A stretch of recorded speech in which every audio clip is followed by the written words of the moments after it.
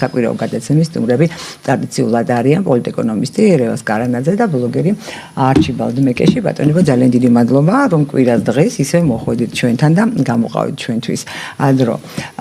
მინდა ვისაუბრო ჩვენს რეგიონზე, ახლო აღმოსავლეთზე, თუმცა რაღაც კავკასია უკვე ბუნებრივად მიება ახლო აღმოსავლეთს, იმიტომაც ქვია ალბათ ქართულში ესე ხო, მახლობელი აღმოსავლეთი, იმიტომ რომ ეს მაინც ერთი სისტემა, ერთი გეოპოლიტიკური, ასე ვთქვათ, ვექტორია თუ სივრცეა და ამდენად ერთმანეთთან არის დაკავშირებული. მინდა დავიწყო ვთქვათ სამხრეთ კავკასიით და შემდეგ ნელ-ნელა გადავინაცვლოთ აღმოსავლეთისკენ. პრინციპში ეს ჩვენ გვისაუბრეთ სომხეთის არჩევნებზე გვისაუბრია, მაგრამ და გაიმარჯვა ისევ ფაშინიანმა ცნობილია, თუმცა არ არის საკონსტიტუციო უმრავლესობა არ აქვს მას, რაც უკვე ბადებს იმ კითხვას, რომ რახან ხელმოსაწერი არის ხელშეკრულება აზერბაიჯანსა და სომხეთს შორის, სამშვიდობო ხელშეკრულება საკონსტიტუციო უმრავლესობის არ ქონის პირობებში შესაძლოა ფაშინიანმა ეს ვერ მოახერხოს, არა და მე ვფიქრობ და ალბათ არა მარტო მე, რომ ფაშინიანის გამარჯვების ერთ-ერთი მიმართულება და მოტივი სწორედ ეს იყო, რომ სამშვიდობო ხელშეკრულება ხელმოწერილიყო. ამდენად ერთგვარი ისედაც მყიფე იყო მშვიდობა, მაგრამ ამ ფაქტორმაც ალბათ კიდევ უფრო მყიფე გახადა მშვიდობა სამხრეთ კავკასიაში. თქვენ როგორ ფიქრობთ აი ამ თემით, რომ დავიწყოთ საუბარი, თუ ვერ მოხერხდა ამ ხელშეკრულების ხელმოწერა, რა ალბათობა არის იმისა, რომ სამხრეთ კავკასიაში განახლდეს აზერბაიჯანსა და სომხეთს შორის ვერაირჩიეთ ხო, რომელი დაიწყეს? მე სომხეთსა და აზერბაიჯანს უფროსი ვარ მაინც. კი ბატონო, სომხეთსა მაშინ სულ ვილაპარაკებ მეორივეზე უფროსი ვარ, თქვენ მომისმინეთ.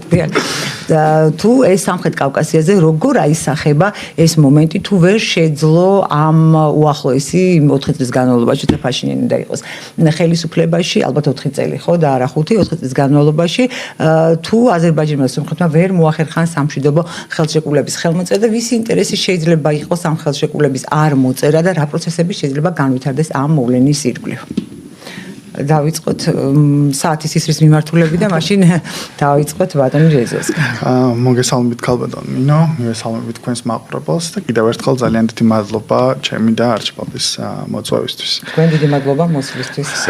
ძალიან მიხარია რომ ჩვენ ვახერხებთ ამ მნიშვნელოვან თემებზე საუბარს, განსაკუთრებით ჩვენი წინა გადაცემა ვფიქრობ იყო ძალიან საინტერესო, რომელიც ეხებოდა ბანკებს და დღეს ვსაუბრობთ გეოპოლიტიკურ საკითხებზე.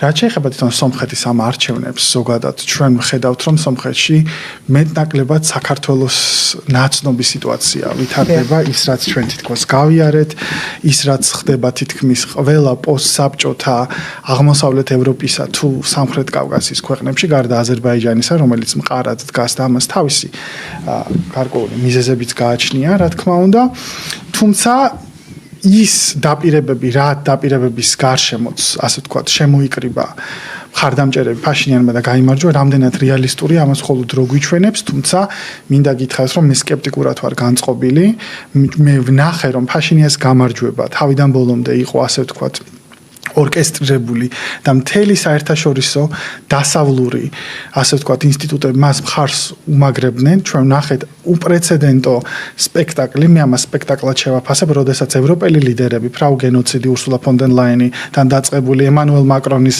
ერევანში სირბილი, ურსულა ფონ დერ ლაიენით, იმიტომ რომ ფრაუ გენოციდს კლერ დეილი უწოდებდა ამას ევროპაში. ევროპელ ქალებსაც კი ერჩით. ევროპელ ქალებს არის ხო? არა ვიცი ხურო. იცით ვის მოფიქრებულია ფრაუ გენოციდი? ევროპელი ირლანდიელი პარლამენტარის მიერ, როდესაც ფრაუ გენოციდი დააუძახა ურსულა ფონ დერ ლაიენს და ეს აიტაცეს ევროპელებმა. აქციებზე იყენებდნენ და მეც ამას ვიყენებ. კი ბატონო. რაც შეეხება თვითონ ამას, ჩვენ ვნახეთ ასევე ემანუელ მაკრონის სირბილი ერევნის ქუჩაში ერთად სიმღერა რაღაც შანსონების ხო ერევანში. ეს იყო თავისთავად პიარი და ეს იყო დაპირებები, რომ აი თქვენ მაინც ახლა მნიშვნელოვანი ხართ ჩვენთვის და რამენაირად გახდებით, ასე ვთქვათ, ევროპული ოჯახის წევრი, მაგრამ ეჭვი მიპარება, როგორ უნდა გახდეს სომხეთი ევროპული ოჯახის წევრი, როდესაც ის არის აბსოლუტურად გეოგრაფიულად იზოლირებული. არც საზღვარი არ აქვს, საქართველოს საზღვარი მაინც აქვს და გვინდა არ გვინდა რუსეთის გავლით მაინც გვაქვს საზღვარი ევროპასთან, სომხეთი საერთოდ უფრო მეტად, ასე ვთქვათ, ახლო აღმოსავლეთის ნაწილში არის სამხრეთ კავკასიისა, ვიდრე საქართველო. აქედან გამომდინარე ეს თავიდან ბოლომდე იყო გეოპოლიტიკური გათვლა რამენაირად სომხეთში ისეთი განწყობების შექმნისა, ფსევდოგანწყობების შექმნისა, რამაც საქართველოში ვერ გაამართლა საბოლოო ჯამში, რომ აი საქართველოს დაკარგეს, ბოდიშ ქალბატონო. კი ბატონო, დაასრულეთ. ესა რომ საქართველოს დაკარგეს თითქოს და ახალი ფსონი დადეს სიტუაციის ასე ვთქვათ, კავკასიაში ასარევად და ფსონების დასადევად რომ მოკავშირე ყოლოდათ სომხეთის სახით, რადგან საქართველოს გადაწყვიტა თავისი ინტერესების გატარება და უთხრა რომ ევროპას 35 წელი ყველაფერი თავი გიქნევდით და ეხლა ვეღარ წამოყვებით, ამიტომ მიადგენ სომხეთს. თან სომხეთს შეიძლება პირდაპირ საზღვარი არ აქვს რუსეთთან, როგორც საქართველოს და აზერბაიჯანს და აზერბაიჯანში ვერაფერს ვერ გახდა ევროკავშირი და ზოგადად ევროპა და ამიტომ აზერბაიჯანი ყველაზე მოგებული მოთამაშე გამოდგა. მე ვფიქრობ ბოლოს 35 წლის მანძილზე გეოპოლიტიკურად ვამბობ, მას რესურსებიც აქვს, რა თქმა უნდა, მაგრამ მან დაიბრუნა ყარაბაღი და რუსეთთანაც ინარჩუნებს, ასე ვთქვათ, ნორმალურ ურთიერთობას. მიუხედავად იმისა, რომ აზერბაიჯანის გამოყენება უნდა და ბევრს რომ აზერბაიჯანს გეოპოლიტიკურად ბევრად უფრო სტრატეგიული მნიშვნელობის ადგილი უკავია სამხედრო თვალსაზრისით, რადგან რუსეთსაც ესაზღვრება, ირანსაც ესაზღვრება. სომხეთი მხოლოდ ირანს ესაზღვრება ამ შემთხვევაში. სომხეთი არის ჩაკეტილი, ხო? ეხლა თქვენ რაც აღნიშნეთ, ხო, აზერბაიჯანთან სიტუაცია არ არის მოგვარებული და ძამძიმი არის კიდე ფონი და ოპოზიცია აბრალებს სომხეთის ისტორიული მიწების დაკარგვაში, რომელიც ოფიციალურად არის აზერბაიჯანის ტერიტორია, მაგრამ შუშის ტაძარი და ასე შემდეგ რაც არის სომხეთის ისტორიული ძეგლები და დევნილები, რომლებიც ეთნიკური დიდი რაოდენობით სომხები წამოვიდნენ, ხო? 1000 ადამიანზე არის საუბარი და ეს ეგრეთ წოდებული არცახის სეპარატისტები გავლენა საკმაოდ დიდი არის, განსაკუთრებით მაშინ, როდესაც წინა მთავრობა, სარგიზიანის მთავრობა თავიდან ბოლომდე იყო სტეპანაკერტის ეგრეთ წოდებული კლანი. და აქედან მოდიოდა. როგორც იმის წინაც, კი ბატონო. იმის წინაც. და აქედან გამომდინარე ოპოზიცია ცდილობს ამ მიმართულებით, ასე ვთქვათ, განავითაროს მომენტუმი, ასე ვთქვათ, მომენტი ქვეყანაში და თავიანთი კამპანია წაიყვანა. თან ამბობენ ასევე, რომ ფაშინიანი ვერ შეძლებს ვერც სამშვიდობო მოლაპარაკებების დაწყებას აზერბაიჯანთან, ვერც თურქეთთან. თან ამავდროულად ზოგიერთი ოპოზიციონერი აბრალებს კიდევაც, რომ თურქეთზე მუშაობს თითქოს ფაშინიანი, თუმცა დიდი ძურები მაინც და მაინც არ ხდება ფაშინიანსა და ერდოღანს შორისაც და ამიტომ არის ჩაკეტილი არის, ხო? ძირითადად ის აზერბაიჯანის, ესა უпростоრეთ სომხეთის ეკონომიკური, ასე ვთქვათ, დერეფანი, ვისთანაც ის ვაჭრობს თავისი 4 მეზობლისგან ეს არის ჩრდილოეთ საქართველო და სამხრეთით ირანი. ამავდროულად სომხეთი არის DST-ის წევრი კვლავ, მიუხედავად იმისა, რომ მიუხედავად ამისა, ასევე კოლექტიური უსაფრთხოების ეგრეთ წოდებული რუსული ნატოს წევრიც არის და მიუხედავად იმისა, რომ ფაშინიანი იყენებდა იმას, რომ აი რუსეთი არ დაგეხმარ, რუსეთი ამბობდა, რომ ის ტერიტორია ოფიციალურად იყო სომხეთის, აზერბაიჯანის და თქვენ თუ დაგარტყამს, ხო არის.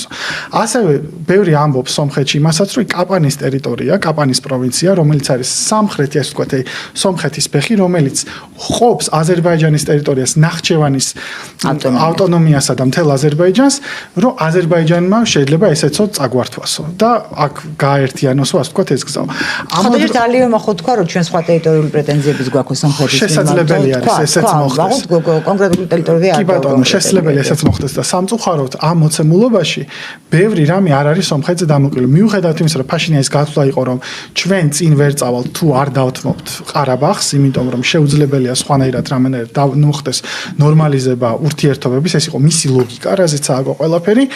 ამ მოცემულობაში ახლა ბურთი არის აზერბაიჯანის ტერიტორიაზე უფრო მეტად, იმიტომ რომ ძალთა ბალანსი არის უფრო ანკარისა და ბაქოსკენ და ნახოთ როგორ განვითარდება მოვლენები. მიუხედავად იმისა, რომ აზერბაიჯანს თავიანთი გამოწვევებიც აქვს, მათ შორის ირანთან ურთიერთობის, ჩვენ ნახეთ როგორ დაიძაბა ურთიერთობა, მაგრამ მაინც უკან დაიხია, რადგან აზერბაიჯანს ბაქომ უთხრა, აზერბაიჯანს ანკარამ უთხრა, რომ ირანთან კონფლიქტის შემთხვევაში ის მარტოც დარჩებოდა, იმიტომ რომ აზერბაიჯანი არსებობს ძალიან ბევრი ვარაუდი და ძალიან ბევრი საუბრობს იმაზე, რომ გამოყენებული იყო ისრაელის მიერ ირანის წინააღმდეგ. აქედან გამომდინარე, სამხრეთ კავკასიის ქვეყნებში ყველა ცდილობს თავისი მიმართულებით წაგვიყვანოს, ხო?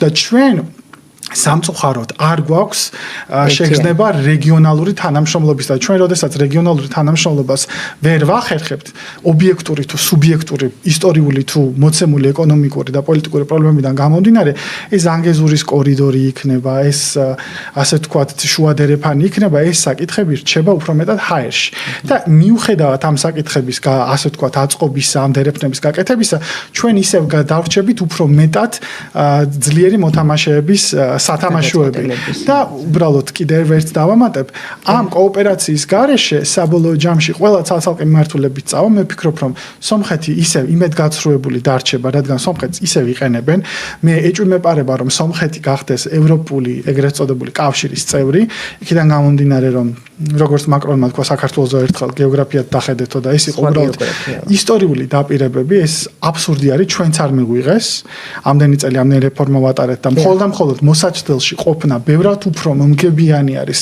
ჩვენაირი ქვეყნების ევროპისთვის რადგან ვიდრე წევრობა რადგან გეუბნებიან ეხლა ამას თუ გააკეთებთ აი ხვალ მიგიღებთ ეხლა ამას თუ გააკეთებთ აი ზეგ მიგიღებთ აი ჯობია ეხლა ეს რეფორმას გავაკეთებთ ყოველ შემოცემულობაში სათავისო ცვლიან ამ რეფორმებს და საბოლოო ჯამში ჩვენნაირმა ქვეყნებმა წლების მანძილზე დათმეს სუვერენულობა. ძალიან სამწუხაროა რომ სომხეთმა საქართველოსგან ვერ ისწავლა ის გაკვეთილი. მე უფრო მეც ველოდი ასე ვთქვათ. მაგრამ ქართულმა ოპოზიციამ ვერ ისწავლა და რა გასაკვირია რომ სომხურს ვერ ისწავლა. რა თქმა უნდა, ქართული ოპოზიციამ ბევრი რამე ვერ ისწავლა კი არა ქართული ოპოზიცია ბევრ რამეს მე ვიტყოდი პირდაპირ რომ არ სწავლობს, იმიტომ რომ მათი დღის წესრიგი, მათი ინტერესები სხვანაირად არის აგებული და ისინი უკვე იყვნენ ძალაუფლებაში, ესეც განსხვავებული ფაშინიანი ეხა არის ძალაუფლებაში მიმდინარეა მას არ იყო რომ წარუმატებელი მთავრობა იყო და შემდეგ დაბრუნებას ცდილობდა ხო სხვა მოცემულობა არის უბრალოდ სომხეთი ცდილობს რომ ალტერნატიული განვითარების გზა ნახოს და წავიდეს ისევ დასავლეთით მიუხედავად იმისა რომ ეს დაპირებები 99% დარწმუნებულად დაპირებად დარჩება კაბულიდან და აი არჩიბალ თქვენ როგორ ფიქრობთ ხალხთან თუ შეიძლება რაღაცა მნიშვნელოვან ევროკავშირის თემას პატარა რეფლექსიას გავაკეთებ და კი ეს კითხვა აქედან გამომდინარეობს ამის საშუალება გექნებათ რა თქმა უნდა. აი გავს ეს მოვლენები რომელიც სამხრეთში მიმდინარეობს საქართველოში მიმდინარე მოვლენებს და აი აღნიშნა რეზომ რომ რადგან აქ არ გაამართლა იქ პირიქით მე ვფიქრობ სცენარი არ იცვლება მაშინ როდესაც ის ამართლებს. რატომ არ შეიცვალა სომხეთში თქვენი აზრით სცენარი და რატომ არის იგივე ტიპის დაპირებები, იგივე ტიპის დამოკიდებულება, იგივე ტიპის დითი რამბების შექება ხო თავზე ხელის გადასმა პატარა ან გონება ჩამორჩენილი ბავშვებს რომ თავზე ხელს უსვამენ. იგივე მეთოდები გამოიყენება თუ აქ არ გაამართლა მათი აზრით, რატომ გაამართლებს სომხეთში, თუ მაინც გაამართლა აქ მათი აზრით. მოგესალმებით კიდევ ერთხელ და ამ ეს მართლა ძალიან მნიშვნელოვანი თემაა ჩვენი საზოგადოებისთვისაც რა ევროკავშირის საკითხი და ძალიან მარტივი პასუხი აქვს ამ საკითხს რა. როდესაც ქვეყნები თანამშრომლობენ დასავლეთის აი ესეთ დიდ ისეთ კავშირთან როგორც არის ევროკავშირი ეს ურთიერთობა არის ორმხრივად ან უბრალოდ ასე ვიტყვი უნდა იყოს წესით და რიგით ორმხრივად მომგებიანი. პირველ რიგში რა თქმა უნდა ეკონომიკური, სავაჭრო, გეოპოლიტიკური მიზნებიდან თუ კიდე ბევრი სხვა რაღაცა შრეებიდან გამომდინარე, ხო? ხა სწორი თქვა რომ მაკრონის რემარკა რო გაიხსენა მაკრონის რემარკასაც რო თავი დავნებოთ თვითონ ევროკავშირის გაფართოება შიგნით რა პრობლემებთან არის დაკავშირებული თვითონ შიგნით რა წინააღმდეგობა შეიძლება გქონდეს ამას ევროკავშირის წევრ ქვეყნებში ხა დეიდაშვილები არიან ერთმანეთის უკრაინელები და პოლონელები ხო და 40 ბოლო კვლევით 53% პოლონელების იზახის რომ მეზიზღება უკრაინელი ანუ ის კი არა რომ ევროკავშირის რომ ეთნიკურად ეზიზღება უკრაინელი. მიხვდით და ეხლა უკრაინა შავ ზღვას უნდა გადმოახტეს და საერთოდ აი ფრანკს რო კითხო ხან გერმანელს რო საერთოდ აი კავკასია რატო არის ევროპა ვერ გაიგებს. აი ვერ მიხვდება ვერაფრით. და მაგ წინააღმდეგობებსაც თავის რო დავანებოთ მოკლედ რის თქმა მინდოდა აი რატომ ხდება ის რასაც თქვენ ამბობდით და აი ამ პოლიტიკას რატო აწარმოებენ გინდა საქართველოსთან მიმართებით გინდა სომხეთთან მიმართებით ხო? იმიტომ რომ ეს ურთიერთობები უნდა იყოს წესით უნდა იყოს ორმხრივად მომგებიანი და ევროკავშირს არ უნდა რომ ეს იყოს ორმხრივად მომგებიანი, ამიტომ ნაცვლად რეალ პოლიტიკისა და რეალური საუბრების გარდა რომ აი მოდი რა დღეს ჩვენ თანამშრომლობთ ამ საკითხში, შენ ეს სარგებელი, მე სარგებელი, აი ეს ამის მაგივრად შენ ანუ საქართველოს იქნება ეს თუ სამხრეთი, შენ საერთოდ არანაირი სარგებელი და სამაგიეროდ მე შენ გაგბერავ ამ ზღაპრები და ტყუილებით და შენთვის არსებობს მხოლოდ სარგებელი ახლა კი არა პოტენციური სარგებელი მომავალში წევრობის სახით რომელიც თავისთავად ეხლა რა პატარა შესავალი რაც გავაკეთე მგონი გასაგები არის ეს წევრობა რამდენად ამიტომ ეს სქემა არ იცვლება იმიტომ რომ ნებისმიერ როგორ თქვა აი მაყურებლისთვის მინდა რომ ძალიან გასაგებად ავხსნა რა იმიტომ რომ როცა გეოპოლიტიკაზე ვსაუბრობთ ხომ ხშირად რაღაცა ის გვიწევს ხოლმე ჩვენც რა აი რესპონდენტებსაც და თქვენ ცოტა ის ცივსისხლიანი ტერმინოლოგიის საუბარი რა აი ადამიანურ ენაზე მინდა თქვა ჩათვალეთ რომ ორი ადამიანი აი ბინის გამყიდველი და მყიდველი ან რაღაცა რომ ერთმანეთს რაღაც ელაპარაკა და არც ერთ აი უპირატესობები რო უნდათ რომ დამალა, აი ბინა რო გინდა იყიდო და ხوارეუნები ან ხოლმე რომ ვაიმე რა კაია და ვაიმე ყველაფერი კარგად მუშაობს და რაღაც ამას ხო ეს ხო ასე არ ხდება, აი ზუსტად იგივე რაღაცა ხდება აქაც რა. აი ესე მარტივი მაგალითით რო გადმოვთარგმნო რა. არც ერთ შემთხვევაში ევროკავშირს არ უნდა რომ გითხრას პირდაპირ რომ შენ ხარ ენერგო კორიდორი ჩემთვის უმნიშვნელოვანესი ჩემი ეკონომიკური ენერგეტიკული უსაფრთხოების. ამას პირდაპირ არ გეუბნება. გეუბნება რომ შენ აქეთ უნდა იყო მადლიერი იმისა რომ საერთოდ მე შენ გელაპარაკები. და ჩემი ენერგომატარები მე რომ მოვიხმარ გაივლი შენ ტერიტორიაზე. ისევ გავიმეორებ შიდა ტარიფით რატო ვაწვდით ეს ვერ გავიგე ამ ევროკავშირში ამ ენერგომატარებლებს. იგივე სომხეთთან მიმართებით. ეხლა თანამედროვე მოცემულობაში განსაკუთრებით იმედია გადავალთ მე ამ ამერიკის შეერთებული შტატები ირანის ახალ შეთანხმებასთან დაკავშირებით. დღეს ევროკავშირისთვის სომხეთი მათ საქართველოს რა თქმა უნდა თავისთავად არის უმნიშვნელოვანესი სავაჭრო დერეფანი.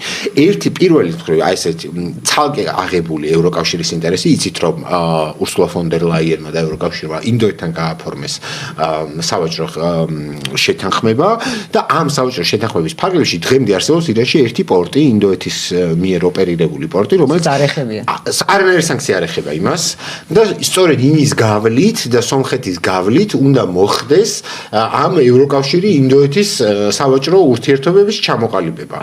სომხეთი საქართველოს გავლითაც. ნუ მაქსიმუმ თუ ეხლა თურქეთთან ისე დაალაგეს ურთიერთობა, შეიძლება რაღაც ტვირთების გადანაწილება მოხდეს. ხო, ეს ერთი ნაწილი, რომ სუბთასარგებელი.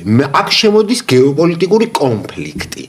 აქ უკვე არის კონფლიქტი ამ ზანგეზურის კორიდორსა და სადაც ერთხელი წინააღმდეგობის რკალი იქნება რუსეთის და ირანის წინააღმდეგ. ანუ თურქეთი და ამერიკის შეერთებული შტატები ჩნდება ირანის ჩრდილოეთით, რაღაცა შეიარაღებული ანკლავით, სავაჭრო გზების კონტროლზე და ასევე იგივე ინდოეთი ევროკავშირის სავაჭრო გზების გავლა სომხეთზე არის მორიგი ევროკავშირის პოლიტიკური ვსვლა, რომ რუსეთი გათიშოს ყველანაირი სავაჭრო გზებიდანაც, რა მათ შორის საქართველოსაც რომ გაივლის, ხო? ეს რა თქმა უნდა რეგიონში გამოიწვევს რაღაცა ტიპის პოლიტიკურ დაძაბულობებსაც და ეს საკითხი ასე რომ წარმოუდგენიათ რაღაცა ზღაპრის მეთოდებით დალაგება როა ფაშინიანმა და მაკრონმა ერთად იმღერეს და აი ესე წყდება სავაჭრო დერეფნების საკითხი, ასე წყდება სამხედრო საკითხები, ასე წყდება ტერიტორიული სიმღერები და ეს რაღაცა ცოტა ის არის. თუმცა მოკლედ რაღაცა იმის თქმა მინდა რომ საკმაოდ განსაკუთრებით ეხლა აი ამ რეალობაში როცა ახალი შეთანხმება გაფორმდა ამერიკის შეერთებულ შტატებსა და ირანს შორის და სანქციების ახსნაზეა ლაპარაკი კიდევ უფრო მეტად პრობლემური ხდება ეს ზანგეზურის კორიდორი მათ შორის ირანისთვისაც, მათ შორის ნებისმიერი რეგიონის სხვა მოთამაშისთვისაც უკვე სანქციები ახსნილი ირანისთვის რომ ჩამკეტი რკალი ხდება. კი ბატონო, აი გუში მქონდა მამაზე გუშინ არა პარასკევის გადაცემაში აქ იბადება ბუნებრივად კითხვა რომ ეს ზანგეზურის დერეფანი თვითონ სომხეთის შიდა პოლიტიკა მშვენი რა და ახსნა რეჟიმი და იმას ზანგეზურის დერეფანი მოიცავს თუ არა ის შეთანხმება ირიბად მაინც ამერიკის შეერთებულ შტატებსა და ირანს შორის აი ზანგეზურის დერეფნის საკითხს რაღაც ირიბად მე არ ვამბობ პირდაპირ და ტექსტში ვიცი რომ არის, მაგრამ შეიძლება ის იყოს სიტყვიერი შეთანხმების შედეგი. საერთოდ აბსურდული იყო ჩემი აზრით. მე ესე მგონია, დღემდე მგონია რომ ეს აბსურდული არის. აი როგორც ირანი როგორც შესაგულიანებლად სომეხის საზოგადოების აი მაგალითს მოიყვან ისედაც როგორც და ეს რაღაც გავრცელებული საკითხია და ამასთან დაკავშირებითაც ხალხი მიიღებს ინფორმაციას როგორც ირანი თამაშობს და ძალიან დიდი ხანია თამაშობდა ამ ეგრეთ წოდებული ატომური იარაღის ბუა თამაშს თითქოს ეს რაღაცა მოლაპარაკებების ნაწილი უნდა ყოფილიყო და ამ დროს ეს არის ქვეყანა რომელსაც კონსტიტუციაში უწერია აწუხე გარდაცვლილი უზენაესი ლიდერის წყევლა ჩადებულია ფატვა ატომური შეიარაღების წინააღმდეგ. იმედია მაყურებელმა დასვენება იცის ფატვა რა არის. ხო, ნუ ამიტომ წყევლა აკრძალვა რა. ესა რომელიც გადახედვას არ ექვემდებარება ბრძანებად. დაზვერვის ამერიკის შეერთებული შტატების აწუხე გადამდგარი კონტრდაზვერვის ხელმძღვანელი პირდაპირ ანუ ხო ხვდებით რა მასშტაბის სპეცსამსახურებზეა ხო პირდაპირ დახის რომ არასდროს ცხოვრებაში არ უფიქრია ირანს ატომური იარაღის შექმნისკენ. არასდროს. აი იგივე ტიპის რაღაცა ეს ზანგეზურის კორიდორით თამაშობს ამერიკა და თურქეთი რომ აი ეხა მოვა ბუა ზანგეზურის კორიდორი და არანაირი ეგეთი რაღაცა ბუა არ იქნება მე მგონი ნუ ისთვის ბუა ისთვის რაღაცა იმედის ნაბერწკალი მაგრამ მე მინდა ჩვენ ამ კითხულმა და მაყურებელმა გაიახო კარგად კი ამას და ამას ვიტყვი და დასაწყისში თქვით ეგეთი რაღაცა რომ მახლობელი აღმოსავლეთი ხო ეს არის ხოჭერის ბრიტანული ტერმინი იმიტომ რომ იქიდან დასავლეთიდან გადმოხედილით ჩანს როგორც მახლობელი აღმოსავლეთი რეალურად საუბარი არის დასავლეთ აზიაზე ეს არის გეოგრაფიულადაც და პოლიტიკურადაც ირანი ისრაელი ყველაფერი ეს არის დასავლეთ აზია ეს Middle East-ის გადმოთარგმნა ხდება ეს არა ქვია ქართულად რა და ბრიტანული ტერმინია ეგ რეალურად და Near East or Middle East Near East and Middle East რა და ამიტომ ჯობია რომ როგორც ისე არა მე შეგეკამათებით ახლა ახლო აღმოსავლეთი ზუსტად მაგას ნიშნავს მახლობელი ამ შემთხვევაში მე ყოველ შემთხვევაში ამ შინაარსით ვიგებ აი ამ უფრო ვთქვათ ადრინდელ ტერმინს რომ უფრო გასაგები და ახლომდებარე კულტურები დასახლებული რეგიონი. მაგრამ ზოგიერთი მათგანი ჩვენგან დასავლეთით არის. ხო, კი, მაგრამ ანუ ამ თვალსაზრისით რომ მახლობელ სიტყვაში ამაზდებთ რომ ახლო აღმოსავლეთიც იგივე ხა ქართულზე ახლო აღმოსავლეთსაც ზუსტად ეს გეოგრაფიულ არეალში რო დავჭეთ, საუბარი არის დასავლეთ აზიას. ეს არის ჩვენთვის დასავლეთ აზია. კი ბატონო, იყოს. ხომითაც ფუნქციით. ხო, კი ბატონო. ხო.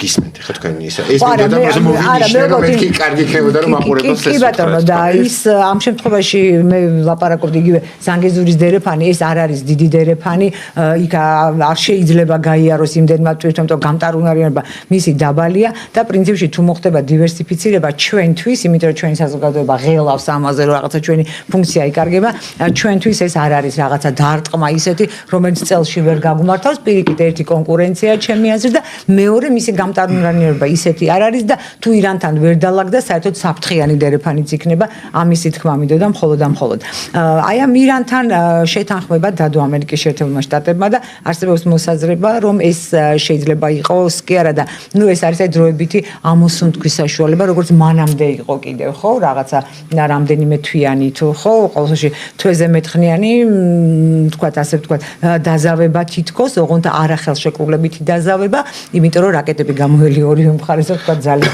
მოკრებას ცდილობდნო. მე რამე ნიშნა. საერთოდ როდესაც რაც მე ვაკვირდები აი ამ გეოპოლიტიკურ და პოლიტიკურ პროცესებს, როცა დაპირისპირებული მხრიდან ერთ-ერთი მეორის შექებას ან თითი ამბების მიზღვნას იწყებს ხოლმე, ეს ყოველთვის მთავრდება იმ მეორე მხარეს, ვისაც უწყლიან თითი ამბებს ცუდად.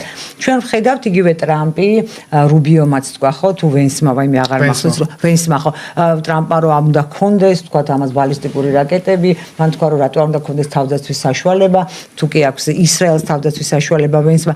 ეს თქვენი აზრით რა ტიპის გზავნილებია? თქვა პირს უქონავენ ირანს, ირანი ხო არ არის სომხეთი ან საქართველო, სახელმწიფოებრიობის ისტორიიდან გამომდინარე ვამბობ მე და სახელმწიფოებრიობის გამოცდილებიდან და იმპერიული სახელმწიფოს არსებობის გამოცდილებიდან გამომდინარე. რატომ შეიცვალა რიტორიკა ამ ხელშეკრულების შესრულებას არაპირებს ამერიკის შეერთებული შტატები გძელვადიანად თუ შეიძლება დიახ. უბრალოდ ერთ რამეს ვიტყვი ზოგადად სომხეთზე რაღაც დაუბრუნდები ბოდიში. კი ბატონო. საერთოდ რატომ ხდება ესე მარტივად ჩვენი манипуლირება? იმიტომ რომ საბჭოთა კავშირის დანგრევის შემდეგ ჩვენ გვაქვს სოციო-ეკონომიკური კატასტროფა და ყველას გონია რომ ევროკავშირის შესვლა აგვაშენებს. მაგრამ ხალხს ავიწყდება რომ არსებობს ბულგარეთი, არსებობს გერმანია, სხვა განვითარების მეთოდები და სოციალური პაკეტები არ ეხება და ყველას გონია რომ ავშენდებით და ესე მარტივად არ ხდება. საბოლოო ჯამში ევროპელები იგებენ ხოლმე მე ამითი რომ აი შემოხვალ და უკეთეს ცხოვრება, რაც ყოველთვის ასე არ ხდება და შენ განვითარების ხედვა უნდა გქონდეს. რაც შეეხება ხეთქი ირან-ამერიკის შეთანხმებას. ეს პატარა ჩართო შეიძლება შენებართით. აი, სად იყვნენ ქართული ოცნება, აბა ომი გინდათ ეს რო იცოდეთ მაყურებელმა მინდა, ეს არის ზოგადად ევროკავშირის მოგონილი. იმიტომ რომ ზოგადად ევროკავშირის შექმნის იდეა დგას ამაზე, რომ თუ არ გინდა რომ გერმანელმა ისევ მოკლას ფრანგმა ისევ მოკლას ინგლისელი, ამიტომ ჩვენ ახლა უნდა გავაძლიეროთ ეს ტრანსნაციონალური ევროპული კომპანიები, შევქმნათ ევროკავშირი, ანუ ეს ნეოლიბერალური პროექტი ევროპული სოციალური სახელმწიფოს თავზე და ნებისმიერ მომენტში როცა გამოვა ევროკომისია და იტალიას მოთხოვს რომ დახურეთ მუნიციპალური აფთიაქები და ხალხი როტყვის რატო უნდა დაუხუროთ მუნიციპალურები და აბა ომი გინდათ ისევ გინდა რომ იტალიელმა ესპანელი მოკლას და ქართულ ოცნებამდე დიდი ხნით ადრე ევროკავშირის მოგონილია აბა ომი. თუმცა საერთოდ ეს არის ევროკავშირის ომის საშიშროება ამ შემთხვევაში იყო მე ესე ანუ მეორე მსოფლიო ომამდე მთელი ევროპის ისტორია არის ერთმანეთის ხოცვა-ჟლეტვა. და ჩვენ შემთხვევაში რა თქმა უნდა. ევროკავშირის პროექტი ისე რომ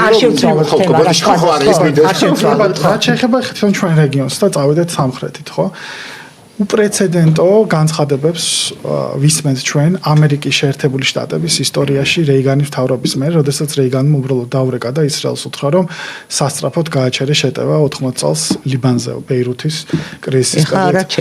ეხლა არაჩერებს, იმიტომ რომ საკმაოდ ძლიერი იყო ლობი და ამაზე თვითონ ამერიკის შეერთებული შტატების მიმარჯვენეების და მემარცხენეების საუბრობენ, არსებობს ძალიან კარგი წიგნი პროფესორი ჯონ მეიშჰაიმერის ისრაელის ლობი ქვია, სადაც ასევე არსებობს ძალიან კარგი, ცნობილი ებრაელი ანტიზიონისტი ამერიკელი პროფესორი ნორმან ფინკელსტინი, რომელიც ყოველთვის აკრიტიკებს ხოლმე ისრაელს და აკრიტიკებს იმას, რომ ისრაელი ცდილობს ისრაელი სახელმწიფო და ებრაელობა გაიგივოს, რათა შემდეგ ისრაელის კრიტიკის აკრძალვა მოხდეს და ანტისემიტიზმმა გაიგივდეს. სამწუხაროდ ისრაელის ეს კამპანია ამერიკაში ჩამოიშალა, ძალიან სერიოზული განწყობები არის იმისა, რომ ამერიკის შეერთებულ შტატებს, ასე ვთქვათ, იყენებს ისრაელის სახელმწიფო თავისი ინტერესებისთვის და ირანთან ომიო ჩვენთვის არაფრის მომგებიანი არ იყო და ტრამპმა ნახა, რომ მისი პარტიის რეიტინგებს ძალიან დიდი საფრთხე აქვს, იმიტომ რომ თითქმის ყველა გამოკითხვით დიდი ალბათობით დემოკრატები მოიგებენ ქვედა პალატას და შანსი არის, რომ სენატით წააგონ რესპუბლიკელებმა, რაც საფრთხეს უქმნის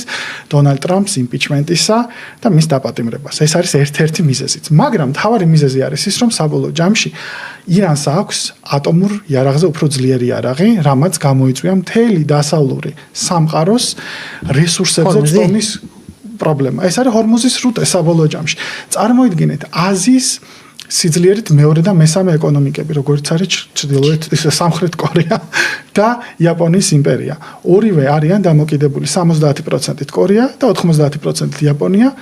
სპარსეთის ყურიდან გამოსულ ნავთობს. და როგორ არ ჩანდნენ ამ მოლაპარაკებებში? არა, იყო მარტო ჩინეთი, იმიტომ რომ ბატონო. მათი გამტარი ამ შემთხვევაში იყო ამერიკის შეერთებული შტატები, ჩვენ ვნახეთ გამოხმაურებაც კორეის პრეზიდენტისგან, რომ თითქოს უნდა რამენერად უზრუნველყოთ, რომ ნაკლებად ვიყოთ დამოკიდებულიო და მანქანები არ გამოიყენებთ, ხო? ეს გამოიწვევდა კოლაფს. იგივე ხდებოდა ცალკე ევროპაში, სადაც ჩუმად წარმოებდა მოლაპარაკებებს იტალია და საფრანგეთი თავის გემების გაყვანას. თუმცა ირანმა საბოლოო ჯამში მოიგო ეს კონფლიქტი, გამომდინარე იქიდან, რომ ამერიკას დარჩა ორი ვარიანტი. ამ და გადაესვა ჯარი, ქვეითი ჯარი და ეს მიქნებოდა კატასტროფა, იმიტომ რომ ჩვენ ვნახეთ, რომ ირანი ტერიტორიულად არის უშველებელი და ეს არ არის ერაყი, არც გეოგრაფიულად, არც ისტორიულად, არც შეიარაღებით, არც მეცნიერებით. ავღანეთიც არ არის, ეს იქნებოდა კატასტროფა და მიუხედავად ამ ყველაფრისა ტრამპს დაჭირდებოდა ერთის მხრივ ომის გამოცხადება, რაც არ უნდა იყოს ამერიკის კონსტიტუციით კონგრესისგან, რაც ძალიან გაუჭირდებოდა. კონგრესის დარღვევა კიდევ ერთხელ გაზრდა მის იმპიჩმენტის, ასე ვთქვათ, ხარისხს და მეორე მხრივ გაერთიანებული ერების ორგანიზაციის თანხმობა, მაგრამ ამერიკას ეს არ ჭირდება, რადგან ჩვენ ვნახეთ ის შეიჭრა ერაყში 2003 წელს და დახოცა მილიონზე მეტი ადამიანი ოკუპაციის პერიოდში. ამ ყველაფრის გათვალისწინებით ჩვენ ვხედავთ, რომ ერთი ომი არის არაპოპულარული, კატასტროფულად არაპოპულარული, არა მხოლოდ დემოკრატებში, ლიბერალებში, მიმარცხენებში, არამედ თავად მაგაშიც, თავად რესპუბლიკურ პარტიაშიც და ბევრი ცნობილი მემარჯვენე კონსერვატორი კრიტიკოსი გამოუჩნდა თავად ტრამპს, როგორც იყო ტაკერ კარლსონი, როგორც იყო მის ხარდამჭერი მარჯორი ტეილორ გრინ, რომელიც იყო ჯორჯიის შტატის ერთ-ერთი კონსერვატორი კონგრესმენი ქალბატონი.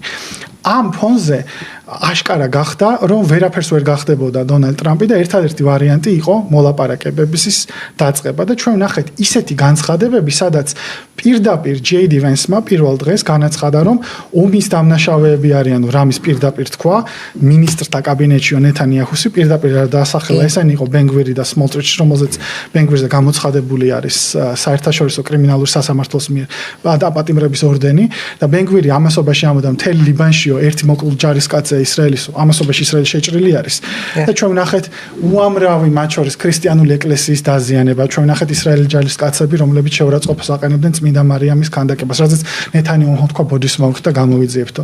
ჩვენ ვნახეთ განცხადებები, რომელიც პირდაპირ გენოციდს უნდა დაიწოდეს ლიბანი, ხო? და ამ განცხადებების ფონზე ამერიკის რეპუტაცია ნელ-ნელა მძიმე მდგომარეობაში და ამერიკამ გადაწყვიტა რომ ნუ თეირანიც ხომ და იწოდესო ხო თქვა და ამერიკამაც ყო გავანადგურება ამ ეს განცხადებები ჩვეულებრივ ამბატი ხომ ეს გენოციდური განცხადებებია გესმით რას ეს არის პირდაპირ დანაშაულის განცხადება ჩვენ ვნახეთ ჰინდ რაჯაბი 6 წლის გოგო რომელიც 355 ტყვით მოკლეს მანქანაში პალესტინაში 6 წლის გოგო და მისი ხმა არის ჩაწერილი როდესაც ურეკავს სასწრაფოს ამასროს დაცხრილეს ბავშვი ეს არის საშინელება თქვენ უნდა გაეცნოთ სამხრეთ აფრიკის მიერ წარმოებულ სასამართლო პროცესს რომელიც იყო წარმოებული გენოციდური საქმე. ეს არის 21 საუკუნის გენოციდი, რომელიც პირდაპირ ეთერში მე ვნახე მოკლული ბავშვები, მე ვნახე თავგაჭრილი ბავშვები ტოლვილთა ბანაკში 26 მაისს 2024 წლის ჩემი დაბადების დღე 26 მაისს და ეს არასოდეს არ დამავიწყდება.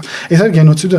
ამის ფონზე ტრამპმა თქვა რომ ისრაელმა უნდა გაითვალისწინოს რომ უბრალოდ ჯეი ვენსმა თქვა რომ დღესო მხოლოდ ერთი მოკავშირე დარჩაო სუპერძალაო ამერიკის შეერთებული შტატებიო და არ უნდა გაანაწყენოსო ესო იმიტომ რომ ძალიან მძიმე მდგომარეობაში არისო ისრაელი მოცემულობაშიო ნეთანიაჰუს კიდე შიდა პოლიტიკა აქვს ესეთი იმიტომ რომ ნეთანიაჰუ კორუფციის სკანდალში არის გახურული თვითონ ისრაელში და პრემიერ-მინისტრის მანდატი მას ასე ვთქვათ იმუნიტეტს აძლევს ის როგორც გადადგება დიდი ალბათობა რომ მას დააპატიმრებენ აქედან გამომდინარე ნეთანიაჰუს პირადი ინტერესიც არის ეს 8 ფრონტზე ომის გაგრძელება რაც წარმოუდგენელია და ისრაელს თვითონ ეგზისტენციალურ საფრთხეს უქმნის ნეთანიაჰუმ თავისი პირადი ინტერესებიდან გამომდინარე მიიყვანა აქამდე და ნეთანიაჰუ დადის და კამპანიებში ამბობს რომ აი ტრამპიო ჯიბეში მიდევსო ასე ვთქვათ პირდაპირ ამას ამბობდა რომ მეო აი ერთადერთი ტიპი ვარ რომ ვინცო დავითანხმ ყველაფერზე ამერიკაო და გამოვიდა ეხა ტრამპი და თქვა რომ ჩვენ რომ არაო ისრაელი მიწასთან გასწორდებოდა ამიტომ ისრაელმა უნდა გააჩეროსო მკვლელობებიო ქალების და ბავშვების ლიბანში ეს იყო უპრეცედენტო განცხადება ტრამპის მიერ და ჯეი ვენსის მიერ წარმოიდგინეთ ეგეთ რაღაც ამერიკის შეერთებული შტატები როდესაც რიტორიკას აკეთებს ეს რამე არ ყოფილა მიუხედავად იმისა რა თქმა უნდა ჩვენ ვიხილეთ რომ შუა მოლაპარაკებების პროცესში შარშან არა ერთხელ პირდაპირ მომლაპარაკებლები ირანის მხრიდან დახოცეს. ესეთი რამე მსოფლიო მოლაპარაკებების ისტორიაში, თანამედროვე მსოფლიოში არ ახსოვს ისტორიას. ესეთი დარღვევები. თუმცა ჩვენ ვნახეთ გუშინ რომ თითქოს გადაიდო ტექნიკური მიზეზებიდან გამომდინარე ეს მოლაპარაკებები. ამერიკა არ ამბობდა რატომ, მაგრამ საბოლოო ჯამში ირანმა ისევ ჩაკეტა ჰორმუზის სრუტე, რადგან ისრაელმა კვლავ დაარღვია შეთანხმება და ლიბანი დაბომბა. და აქედან გამომდინარე ამერიკა რომელიც და მისი მოკავშირეები რომლებიც ყველანაირად ცდილობენ რომ არ მოხდეს სოფლიო კრიზისი, რომელიც ასე ვთქვათ პეტროდოლარს, ამერიკულ დოლარს, რომელიც პეტროდოლარი ეს არის ნავთობზე დამოკიდებული დოლარი და სისტემა, რომელიც თავიდან ბოლომდე არის დოლარზე აწყობილი, ჩამოშლის. იმიტომ რომ მარკო რუბიომ განაცხადა, რომ ამერიკის თავარი იარაღი არა ატომური ბომბი, არამედ დოლარია, იმიტომ რომ მთელი მსოფლიო ვაჭრობა ხდება დოლარით. და ამ მოცემულობაში დღეს გავიგეთ, რომ ჯეი ვენსი გაემგზავრა. და ირანის წარმომადგენლობაც გაემგზავრა. ჯერჯერობით პროცესში არის ეს მოლაპარაკები. ეს წარმოიდგინეთ, თან მოლაპარაკებებიც არ არის, საბოლოო ზავიც არ არის ზავამდე. მაგრამ ამერიკის შეერთებულმა შტატებმა გადაწყვიტა შიდა მოცემულობიდან გამომდინარე, საერთაშორისო მოცემულობიდან გამომდინარე, ჯერჯერობით მაინც რიტორიკის დონეზე შეიცვალოს პოზიცია. რა თქმა უნდა, რიტორიკაა და ყველაფერი საბოლოო ჯამში დადის შედეგებზე და მოქმედებაზე. ამას უბრალოდ რო გვიჩვენებს. თუმცა ჯერჯერობით თავად ისრაელშიც ძალიან ბევრი ანალიტიკოსი ამბობს, რომ დაბნეულობაში არიან ისინი. თუ შეიძლება დავამატო. აუცილებლად. ეგზისტენციალური პრობლემა შეექმნა უკვე ამერიკის შეერთებულ შტატებს, იმიტომ რომ რეგიონში მისი ინტერესების გამტარი აქამდე ზოგადად განსაკუთრებით ამერიკის შეერთებული შტატების, მაგრამ მთლიანად დასავლეთის რო წარმოვიდგინოთ, მაგრამ პირველ რიგში ნომერ პირველი ჰეგემონის ამერიკის შეერთებული შტატების.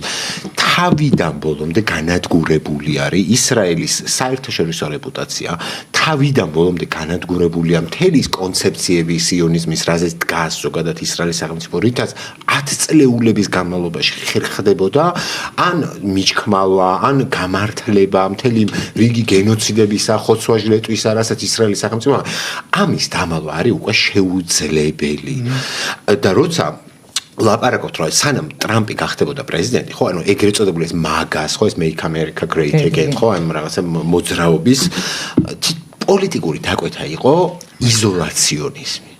რომ ანუ ტრამპის ამორჩევლების დაკვეთა იყო, რომ აი მაგალითად დემოკრატები და დემოკრატიულ და რესპუბლიკურ პარტიაში ჩასახლებული ნეოკონსერვატორების კლანი, რასაც საქართველოს Deep State ეძახიან, რომ ესენი ამერიკას მიაქანებენ მხოლოდ საერთაშორისო პოლიტიკისკენ, მხოლოდ რაღაც უკრაინა, ისრაელი, აიმებს არიან გადამკვდარები და ასე შემდეგ და აი ტრამპის დაკვეთა იყო ეს, რომ აი ჩვენ გვინდა იზოლაციონიზმი მივხედოთ ჩვენ ქვეყანას, ჩვენ საქმეს, გავეშვათ მსოფლიოს, ქვეყანაში ეს პრობლემები გვაქვს მოსაგვარებელი, ეს გვაქვს გასაკეთებელი, ეს გვაქვს გასაკეთებელი.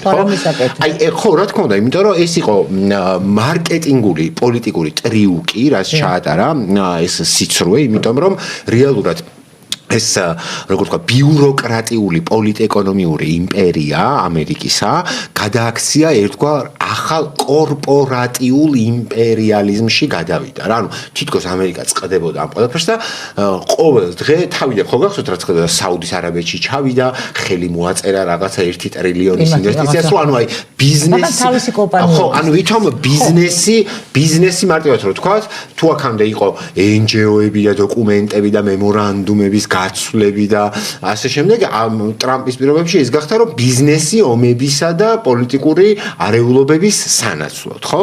რაც თითქოს თავიდან რაღაცა იმათ ჩანდა. მაგრამ დროსთან ერთად უკვე ისრაელი როგორც რეგიონში ამერიკის შეერთებული შტატების წარმომადგენელი, იმიტომ რომ აქამდე იყო ეგრე, რომ ისრაელი თავის საქმეს აკეთებდა. მონარქიების დამცველიც ერთგვარად. ხო, დამცველიც და ისრაელი თავის საქმეს აკეთებდა აქამდე და ამერიკის შეერთებული შტატების საქმესაც აკეთებდა რეგიონში. დღეს ისრაელთან ასოცირება არის იმდენად საჯარო დამუღუპველი რაღაცა განსაკუთრებით დასავლურ ქვეყნებში.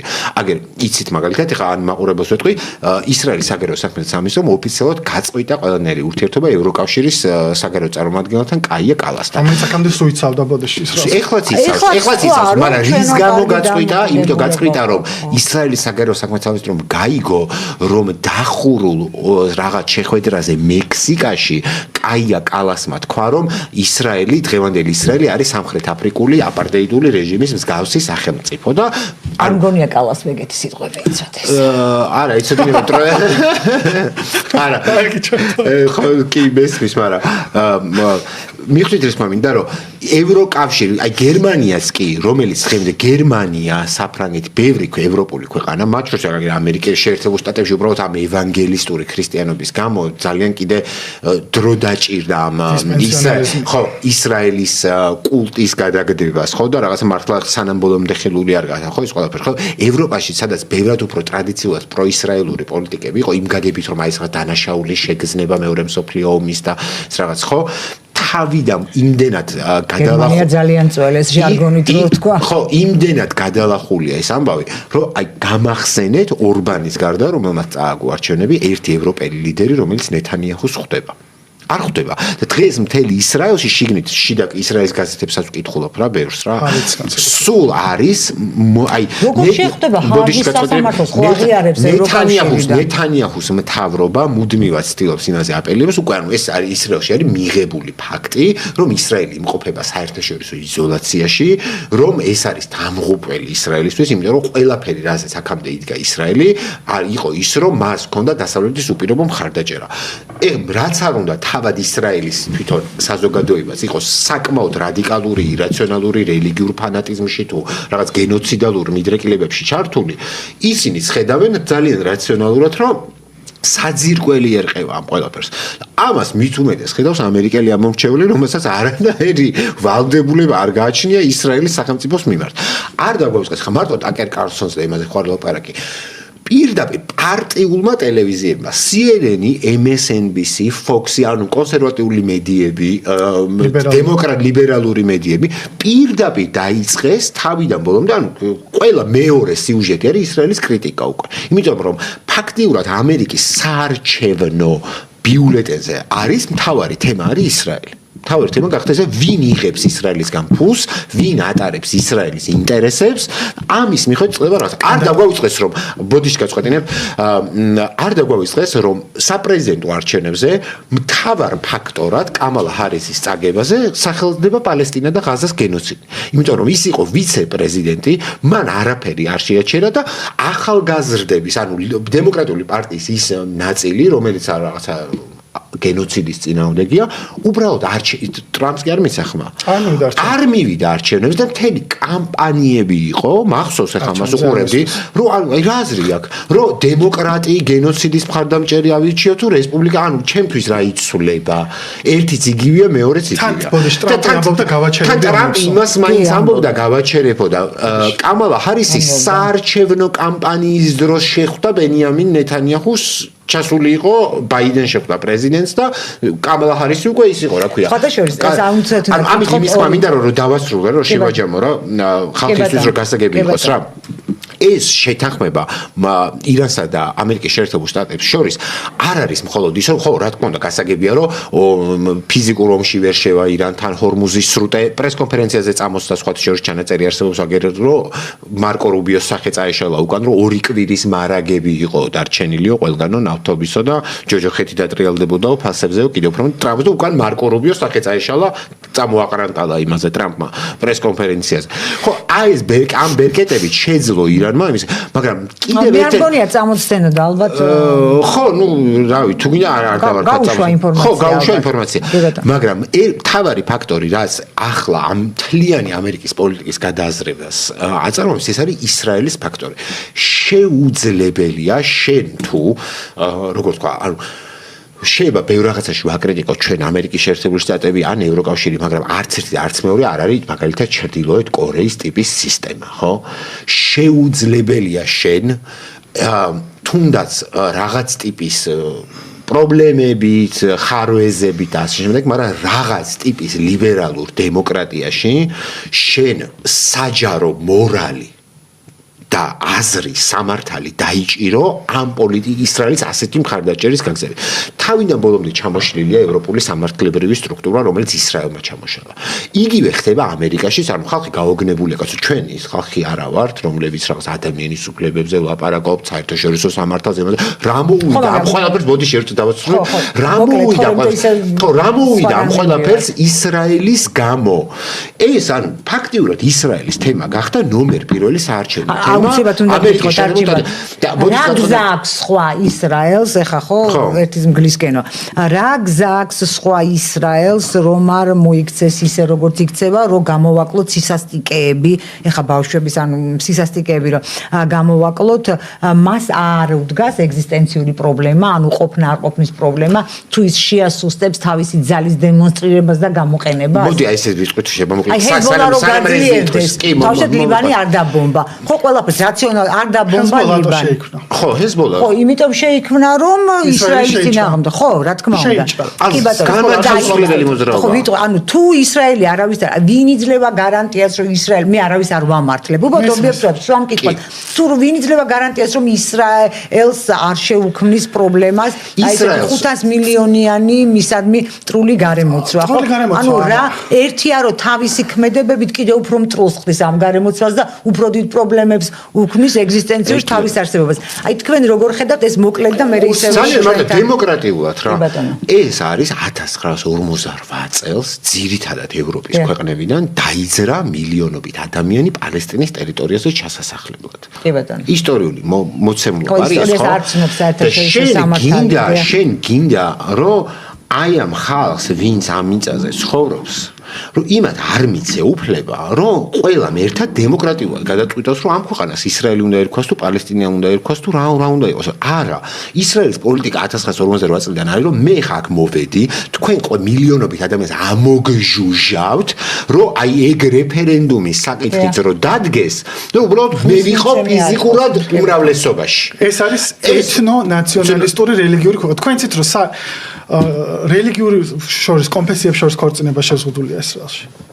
თქვენ იცით რომ ზონები არის სადაც მაგალითად პალესტინელები ვერ მიდიან დასავლეთ იერუსალიმის მხარეს და რამალას მხარეს სამშობიაროში იქიდან გამომდინარე რომ სულ არის საგუშაგოები გასავლელი და ბევრი კვდება იმის გამო რომ ბავშვს აჩენს მანქანაში. ისეთი დარღვევებია რომელსაც თვითონ ბენ სალემი რომელიც არის ისრაელის ადამიანის უფლებათა ორგანიზაცია თვითონ ისინი წერენ ამას. იმიტომ რომ ეს მემარჯვენე საშინელი ფაშისტური პოლიტიკა რომელსაც ატარებს ნეთანიაჰუ 15 წლის მანძილზე და არც წინამთავრობები არ იყო უკეთესი მე მაგალითად ვამბობ. პრობლემა არის შემდეგი რომ მათ აქვს დიდია რომ 70% უნდა იყოს ასე ვთქვათ არა 70% უნდა იყვნენ ეგრეთ წოდებული ებრაელები. რას ნიშნავს ებრაული სახელმწიფო? თვითონ ილონ პაპე ისრაელელი ებრაელი ეს რა ქვია ისტორიკოსი ამბობს ხო? ეს რას ნიშნავს? ეს რა ნიშნავს რომ ეთნიკური სახელმწიფო უნდა არსებობდეს რელიგიური სახელმწიფო ხო? ეს მეორე მსოფლიო ომის მერე ჩემთვის ძალიან ძნელი გასაგებია და ამ მოცემულობაში თან პალესტინის განმათავისუფლებამ მოძრაობამ აღიარა ისრაელის არსებობა და იყო შეთანხმება როგორ უნდა გაყოფილიყო ტერიტორიები. თუმცა ახალ მოსახლეები და ეგრეთ წოდებული დასახლებები ისევ გრძელდება იმ ტერიტორიებზე, რომელიც წესით ოსლოს შეთანხმების მიერ, რომელიც გაფორმდა ისაკ რაბინსა და მას შორის, რა ქვია, იასერ არაფატს შორის ბილ კლინტონის დახმარებით 96 წელს თუ არ ვცდები, იმ ტერიტორიებზე არ უნდა ეცხოვრათ ამათ, მაგრამ ახალ მოსახლეებიდან არის მაგალითად სმოლტრიჩი. ისრაელის მინისტრი, რომელიც უბრალოდ ცხოვრობს ფინანსთა მინისტრი, სირიის ოკუპირებული ტერიტორიიდან არის ხალხო, ეს არის გოლანის მთებიდან, რომელიც სირიას ეკუთვნის, ხო? და სირია მაგრამ ეხა უკავია. ხო, და აქედან გამომდინარე ეს არის პრობლემები იმ ტერიტორიებზე თუ მოხდება დაბრუნება. ერთი ვარიანტი არის ეს და მეორე ვარიანტი რაც არჩიბალდი ამბობდა, რომ არ უნდა არსებობდეს ქვეყანაში პირველხარისხოვანი და მეორეხარისხოვანი მოქალაქეები რა და ჩვენ ქართველებს, რომელიც ჩვენი მიწებიდან ვართ გაგდებული, ჩვენ ქართველებს, რომელიც ჩვენი ტერიტორია გვაქვს ოკუპირებული, ეს ძალიან კარგად უნდა გვესმოდეს რა მძიმე არის, რასაც განიცდის მაგალითად პალესტინა და წარმოიდგინეთ საქართველოში მაგალითად ჩვენ რო ვთქვათ, რომ ვიღაცა ეთნიკურად იყოს მაგალითად რაღაც სხვა და ჩერქეზიან სომეხი და ვთქვათ, რომ მას არ ქონდეს არჩევნებში მონაწილეობის უფლება, რადგან ის ეთნიკურად განსხვავებული სხვა კონფესიას მიეკუთვნება, ხო? ესეც რაღაც ჩვენ ქვეყანაში ხო წარმოუდგენელია. ხო, მაგრამ აჭარელ მუსლიმებს არ მივცეთ არჩევნებში მონაწილეობის უფლება. აი ესეთ ქვეყანა რო იყოს საქართველო. აჭარელები და ქართველები არ არიან. ამაში ვერ დაგეკითხა. აი ასეთი ქვეყანა რო ვიყოთ ახლა ჩვენ. აი ასეთი მაგალითი კონსტიტუციური ქვეყანა რო ვიყოთ ჩვენ. პალესტინელებზე კიდე ის პალესტინელების პრობლემა ეს არის კიდე რომ წარმოჩენილიყვნენ მხოლოდ და მხოლოდ თითქოს ესენი არიან რაღაც ისლამისტური ძალები, მაგრამ პალესტინის გამათავისუფლებელი მოძრაობა იცით ვინ დაარსა? ქრისტიანმა მართლმადიდებლმა გიორგ ან ჯორჯ ჰაბაშამ, რომელიც და შემდეგ ეს არ იყო ისლამისტური, ეს იყო თავიდან ქრისტიანებმა და იყოს, მე იყვნენ კომუნისტები, სოციალისტები, იმიტომ რომ მაშინ გამათავისუფლებელი მოძრაობები იყო. აკადემიაც ოტაკეთი სვარმი და არ ყველაზე მეტად და მე შემოვიდა ეს ისლამური მომენტები, მე შემოვიდა და იერუსალიმში წმინდა ქალაქში ისრაელის დაარსებიდან დღემდე ქრისტიანული მოსახლეობა შემცირდა 11%-ით მოიკლო და დღეს არის პროცენტი და 6%. ჩვენ ამ პროცესებზე გავლენა არ გვაქვს, ამიტომ ვიმსჯელოთ რაც ჩვენთვის ირანის და ამერიკის შეთანხმებაზე ერთ დავამატებ, რომ თვითონ შეთანხმება რას მოიცავს, უბრალოდ ძალიან მნიშვნელოვანია. რატო ვისაუბრეთ ამ ისრაელზე? ეს იყო რომ განმაპირობებელი თორე ისე დაუსრულებლად შეგვიძლია ისრაელის ამიტომ გაჭირებთ ვიცი. ამერიკამ ერთი როგორც ჩვენ თქვით ეს იყო რომ შიდა პოლიტიკურად არამონგებიანი იყო და საერთაშორისო შეზღუდვებიც აქვს მათ შორის სუპერძალსაც, რომელიც სუპერძალა აღარ არის, იმიტომ რომ სხვადასხვა პოლისები გაჩნდა, მათ შორის ჩინეთი და ასე შემდეგ. საბოლოო ჯამში მიიღეთ გაძლიერებული ირანი, რომელიც აკონტროლებს ჰორმუზის სრუტეს, რომელიც აქამდე იყო თავისუფალი და რეალურად შეთანხმებით ჰორმუზის სრუტეზე კონტროლი რჩება შიიტურ ირანს და იბადია ომანს, ანუ სუნიტები გავიდნენ, რომ ომანი არ შიიტი არ სუნიტი, იბადი ისლამს არის მან წამყვანი რელიგია და ამავდროულად კომპენსაციების სახით 350 მილიონი და აი ხო ბევრი წელს რომ მილიარდი, 350 მილიარდი, უფრო სწორად მართალია. 350 მილიარდ დოლარზე ლაპარაკი, მაგრამ ეს ბევრი ამას ამერიკა არაფერს არ უკვე წავიდა ნაწილი გადახდის. ეს ხდება ემირატების და სხვა არაბული ქვეყნების გავლენით ერთი თვის წინათ იყო. ეს არის სანქციების მოხსნაც არის ლაპარაკი, ხო? იქიდან გამომდინარე რომ ამერიკის შეერთებულ შტატებს ჭირდება სტაბილური ბრენდ ოვუცის სისტემა, რომელიც არის დამყარებული დოლარზე, საერთაშორისო ვაჭრობის იმ ინსტიტუტებზე და ეს ომი საბოლოო ჯამში არ ღვევს ამას. და ეს ომი ასუსტებს თვითონ დოლარის პროცესს, დოლარის ნდობაზე. ჯერ კიდევ მარტო რუსეთ-უკრაინის ომის შემდეგ, როდესაც ამერიკამ დაუწესა სანქციები რუსეთს და ამ სანქციებმა დიდად ვერ გაამართლა და ბევრმა ქვეყანამ გადაწყვიტა, რომ ერთმანეთთან ვაჭრობა დაიწყონ არა დოლარში, არამედ სხვადასხვა კუპიურებში, ამანაც საფრთხეში ექნა. სწორედ ამან მოიტანა მარკო რუბიოს განცხადება.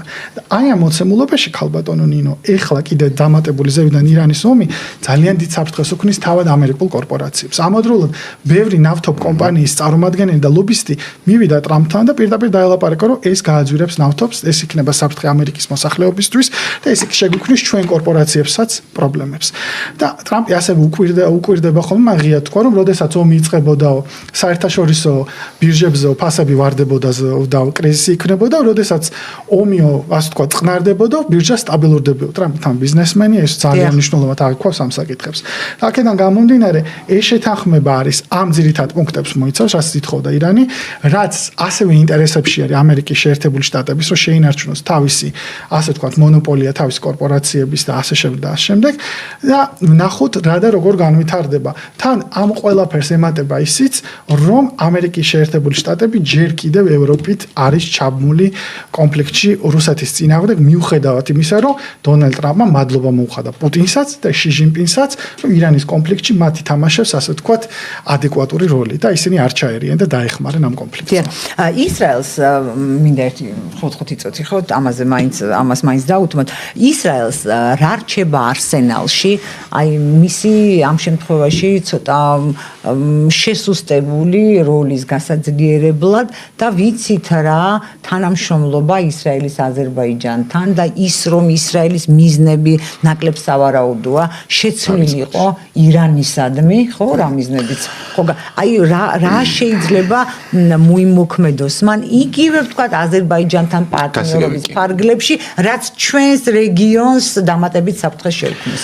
ისრაელს აქ ძალიან სავალალო მდგომარეობა და ახლა მე ვიტყვი რატო არის მთავარი სავალალო მდგომარეობა. მისი მთავარი გამოწვევა არ არის არც აგარეო, არც მისი მთავარი გამოწვევა არის ის იდეოლოგიური სიმახინჯე, რომლითაც კვებავს სისტემა ყველა მთავრობა 1948 წლიდან ისრაელის საზოგადოებას და მოქალაქეებს. გასაგებია რომ არსებობს იქ რაღაც ჯგუფები, ჰარეცი, სხვადასხვა აკადემიური წრეები და ეს რომლებიც ამ პროპაგანდას, ამ სიონისტურ პროპაგანდაში არ ზიან, მაგრამ ისრაელის მთავარი საფრთხე არის აი ერთ რაღაცას შედარებას მოვიყვან რა. მესამე რაიხის დროს ჰიტლერის გერმანია რასაც აკეთებდა საკონცენტრაციო ბანაკებში, ამას გერმანელ ხალხს უმალავდნენ. ამას არ ეუნებოდნენ. იყო რაღაც ნაწილი, რომელიც შეგიძლია ვივარაუდოთ, ვეჭვი გამოვთქვათ, ვერ დავამტკიცოთ, მაგრამ ვივარაუდოთ, რომ მათ იცოდნენ იქ რა ხდებოდა და იყრუებდნენ, მაგრამ ტოტალურმა უმრავლესობამ მართლა არ იცოდა რა ხდებოდა და ეგონა რომ ეს იყო როგორც ამერიკაში მაგალითად შავკანიანების სეგრეგაცია იყო, იგივე დროს, იგივე წლებში, ზუსტად, იგივე წლებში, იგივე რაღაც ტიპის აქ იყო. და მერეც გაგრძელდა. აქ იყო რელიგიურ ეთნიკურ ნიშნით, ხო? ისრაელის მთავარი გამოწვევა არის სწორედ აი ეს იდეოლოგიური ბოროტება, რომლითაც არის ნაკვები მისის მოსახლეობის აბსოლუტური უმრავლესობა, რომელსაც გონია, რომ გენოციდი არის სწორი, რომელსაც გონია, რომ ადამიანების მასიური ხოცვა-ჟლეტო არის სწორი, რომელსაც გონია, რომ მცირეწლოვანი ბავშვების ამოხოცვა წინასწარ, რომ შემთხვევით ისინი წინააღმდეგობაში არ ჩაერთონ, რომ მაფიასაც ეს ლოგიკა ქონდა, რომ ეს არის სწორი, მეხუთე ამაზე დიდი დამოღუპველი არაფერი არ არსებობს, იმიტომ რომ შეუძლებელია ერთ დღეს გამოგეცლება ეს ამერიკის მხარდაჭერა. ერთ დღესაც. აჩიბა, დაგ დავაწყდა. შეუძლებელია, როცა ხარ ისრაელი, მაგრამ შესაძლებელია თუ ხარ ამერიკის სიძლიერის და სიდიდის, ესეც ვთქვათ, ხო? ხომ ვუყურებთ, რომ დღეს ვერავინ ვერ წარმოიდგენდა, მაგალითად, რომ ირანსა და ამერიკის შეერთებულ შტატებს შორის ასეთი ხელშეკრულება გაფორმდებოდა, ხო, 2 კვირის წინ, 3 კვირის წინ, ხო? და 2 წლის მერე, 3 წლის მერე, 5 წლის მერე, 10 წლის მერე რა ხალხი მოვა ამერიკის ხელისუფლებაში, რომ საერთოდ მესამე რაიხივით არ გაგასამართლებენ მთლიან სახელმწიფოს და მთლიან საზოგადოებას იმ დანაშაულებებისთვის, რაც 1948 წლიდან გაქვს ჩადენილი, რომელიც დოკუმენტირებულია ყველაფერი, ვიდეოთი, ფოტოთი, ამით. აი ეს არის ისრაელის მთავარი გამოწვევა. თავად აი ეს იდეოლოგია, რითაც არის ნაკვები არა მარტო მთავრობა, აბსოლუტური უმრავლესობა ისრაელის საზოგადოებისა. და რა შეიძლება ეხა მოიმოქმედოს მან თუ აქვს რაღაცა თავის არსენალში? როგორც გერმანიამ დაგმო ფაშიზმი, აღიარა კოლექტიური დანაშაული ერისა და სახელმწიფოსა კაცობრიობის წინაშე, ეს გაათეთრებს ეს უნდა გააკეთოს იგივე ისრაელმა და გადადგას შესაბამისი ნაბიჯები. ამას ამბობენ ქალბატონო ნინო თვითონ ისრაელში ანტიზიონისტი ებრაელებიც როგორც გერმანიაში ლაიტმანი ამბობს ამას. ძალიან ბევრი. ნორმან ფინკელსტინი აიღეთ გიდეონ ლევი. უამრავი ებრაელი ადამიანი, რომელიც ამბობს, რომ ჩვენ ვართ შესული ფაშისტში. სანამ ამას გააკეთებენ, ხო არ გვემხრება ჩვენ რაღაცა სახე, ხო აი აქეთ მე საკითხი მაინტერესებს, ისე მოვლიან თავიანთი. კავკასიაზე იყო საფრთხე, როგორც თქვენ აღნიშნეთ, რომ ამ ომში ყველაზე დიდი საფრთხე, იმიტომ რომ საქართველოს სომხეთ ნაკლებად ჩაერთვებოდა ამ მოცემულობაში. და აი ეს ვთქვათ რელიგიური საკითხებზე თითქოს ეს რელიგია იყოს გადამწყვეტი ჩვენ ნახეთ რომ თვითონ შიიტური აზერბაიჯანი თანამშრომლობდა ისრაელთან, იმიტომ რომ ისრაელი დაეხმარა ყარაბაღის კონფლიქტში ასევე სომხების წინააღმდეგ აზერბაიჯანს. ხოდაშე ჩვენ რატო არ დაგვეხმარა 2008 წელს გუსიამონო ამბავი იყო რომ რუსეთს ძალიან საინტერესო თემაა. თემაც გავშალოთ და მე ვფიქრობ რომ არჩიბალდი ამას უკეთესად გაშეს 2008 წლის ამბებზე და შეგიძლია მე ბევრი ვიდეო მაქვს მაგ თემას უბრალოდ აზერბაიჯანის ამას თავზე გადაცემა ამას აზერბაიჯანის თემას უბრალოდ დავასრულებ. აზერბაიჯანმა როდესაც იყო ნახჭევანში ასე თქვათ რაღაც გაურკვეველი ობიექტის ჩამოვარდნა და იყო აზერბაიჯანისგან მკაცრი განცხადებები რათა სახე მაინც შეინარჩუნებინა ირანის წინააღმდეგ მე ამავდროულად ვნახე აზერბაიჯანის პრეზიდენტი რომელიც მერე მივიდა ირანის საელჩოში და სამძიმრის წერილი ასე თქვათ სამძიმარი გამოუცხადა ხელი მოაწერა და აზერბაიჯანიც როგორც საქართველოს და სომხეთი შეიძლება ამ მომენტში არის უფრო ძლიერი ეკონომიკურად სამხედრო თვალსაზრისით თურქეთის მხარდაჭერით, მაგრამ ირანთან მიმართებით აზერბაიჯანი ომში რა თქმა უნდა პირდაპირ არ ჩაერთვება და მაშინ როდესაც ირანმა ძალიან ასე თქვათ მეგობრულად და უკნიდან ასე თქვათ გვერდით მოვლით არასაჯაროდ უკანა ფაზით გააფრთხილა დიპლომატიური წყაროებით, რომ ჩვენ არ გვინდა თქვენ გახდეთ ჩვენი სამიზნეო. პირდაპირ ესე უთხრა. ზოგი უფრო მკაც განცხადებებს აკეთებდა. მას შემდეგ აზერბაიჯანში ეს გავლენები რაც აქამდე იყო აღარ არის, იმიტომ რომ აზერბაიჯანმა ნახა, რომ ირანი არც ერთი სუსტი არ არის და ირანი ძალიან საფრთხის მომტანი არის, მაშინ როდესაც ისრაელიდან იყო განცხადებები, რომ შემდეგი სამიზნე უნდა გახდეს თურქეთი. ამ მოცემულობაში აზერბაიჯანი ძალიან მძიმე მდგომარეობაში ჩადგა. იმიტომ რომ თურქეთის გარეშე აზერბაიჯანს ძალიან გაუჭირდება და აზერბაიჯანი მეტნაკლებად დღევანდელ დღეს თამაშობს ჭკვიანად, ნეიტრალურად, გონივრულად, ის ინარჩუნებს დადებით ურთიერთობებს თავისი რესურსებიდან გამომდინარე დასავლეთთანაც, ნატოსთანაც, თურქეთსაც იყენებს. ევროკავშირი ჩვენთან ჩამოდის და ჩვენ თიც გვიქნევს დემოკრატიაზე, ადამიანის უფლებებზე, თუმცა ვერანაირ განცხადებას ვერ აკეთებს აზერბაიჯანის მიმართ, თუმცა აზერბაიჯანის პოლიტიკა არა რატო რაღაცა პერიოდში რაღაცა თქვენს და გაწყვიტა. მაგრამ მე ევროკავშირის ლოგიკა მანდარი გეუბნება რომ აზერბაიჯანს არ წევრობა უნდა არ კანდიდატია არც არაფერი შენ გინდა წევრობა შენ დახვეწები ამიტომ გიდგების სტანდარტები პარტნიორობის პროგრამა გეთანხმები აზერბაიჯანოთ მერე გამოვიდა კიდევაც ხელშეკრულებად გააორმაგეს და აზერბაიჯანის შიდა პოლიტიკაში ხა მე არ ჩავერევ ეს აზერბაიჯანის საქმეა მაგრამ მე ვხედავ იმას რომ აზერბაიჯანმა საბოლოო ჯამში ამ კონფლიქტის მომენტში გადაწყვიტა შემდეგ რომ განრგარიდებოდა ისრაელს და დაერცვა ისევ ის ნეიტრალურობა იმიტომ რომ რეალობა არის რეალობა და როგორც ტრამპმა თქვა ჩვენ უნდა ვიყოთ სეინ ანუ ჩვენ უნდა ვიყოთ საღგონებაში უნდა დავაბრუნოთ საერთაშორისო ურთიერთობები იმიტომ რომ დღევანდელ დღეს საღი გონებიდან გასული არის ეს მოცემულობა და ეს პირველ რიგში აღქმული გახდა მას შემდეგ რაც ნახა ამერიკამ რომ ეს ის დაჩვეული არის ზოგადად სუსტი ქვეყნების დაჩაგვრას. ჩვენ ნახეთ ვენესუელა, ერაყი, ავღანეთი და ასე არ გამოდგება.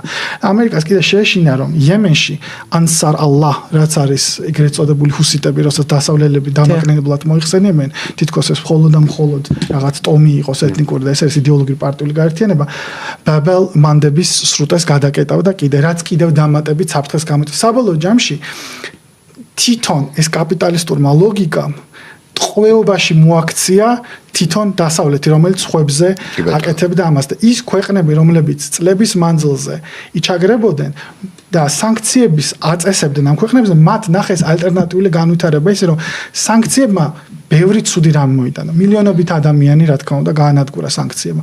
მაგრამ ირანმა და სხვა ქვეყნებმა ნახეს ალტერნატიული განვითარება და სანქციებს მიღმა, ამის მიღმა არსებობენ. საერთოდ არავინ არ საუბრობს იმაზე, რომ აი ახლა ამ სანქციების დროს საერთოდ არ ანგარიშდება, არ არის ცნობილი რა მოძრაობა ხდება ტვირთების ან ენერგო რესურსების რუსეთსა და ჩინეთს შორის, ჩინეთსა და ირანს შორის, ცენტრალურ აზიაზე რადგან ესენი ჩვენ ხო არ ვიცით და დასავლეთი ამას ვერ ანგარიშობს. ეს არის ძალიან მნიშვნელოვანი, რომ ჩვენ არ ვიცით რუსეთი და ჩინეთი და ირანი ამ სანქციებს მიღმა როგორ მოქმედებენ. განსაკუთრებით რუსეთი და ირანი, რომლებიც არიან დასანქცირებული ქვეყნები, ხო? იქ რა ტექნოლოგიური გაცვლები ხდება, რა უსაფრთხოების გაცვლები ხდება, ნავთობის საკითხები და ასე შემდეგ და ასე შემდეგ. ეს არის ყველაფერი გასული იმ დასავლური, ასე თქვათ, კამერის მიღმა, რომელსაც ჩვენ ვერ ვხედავთ. და ძალიან ბევრი ენერგეტიკოსი საერთაშორისო ამ ნავთობზე როდესაც ვლაპარაკობთო, ჩვენ არ ვიცითო თვითონ ეს ბრუნვაო, ვაჭრობის ბრუნვაო რუსეთსა და ჩინეთს შორის. აქედან გამომდინარე შეუძლებელია ზუსტათო გავიგოთო ეს სანქციებიო როგორ მუშაობსო მაგალითად რუსეთზეო, ხო? იგივე ხდება ირანის შემთხვევაშიც, რომელმაც რუსეთამდე უფრო ადრე, უფრო მომზადებული შეხვდა ამ ყოველთვის მთელი ტექნოლოგიური დრონების ქარხნები აწყობს ეკონომიკა.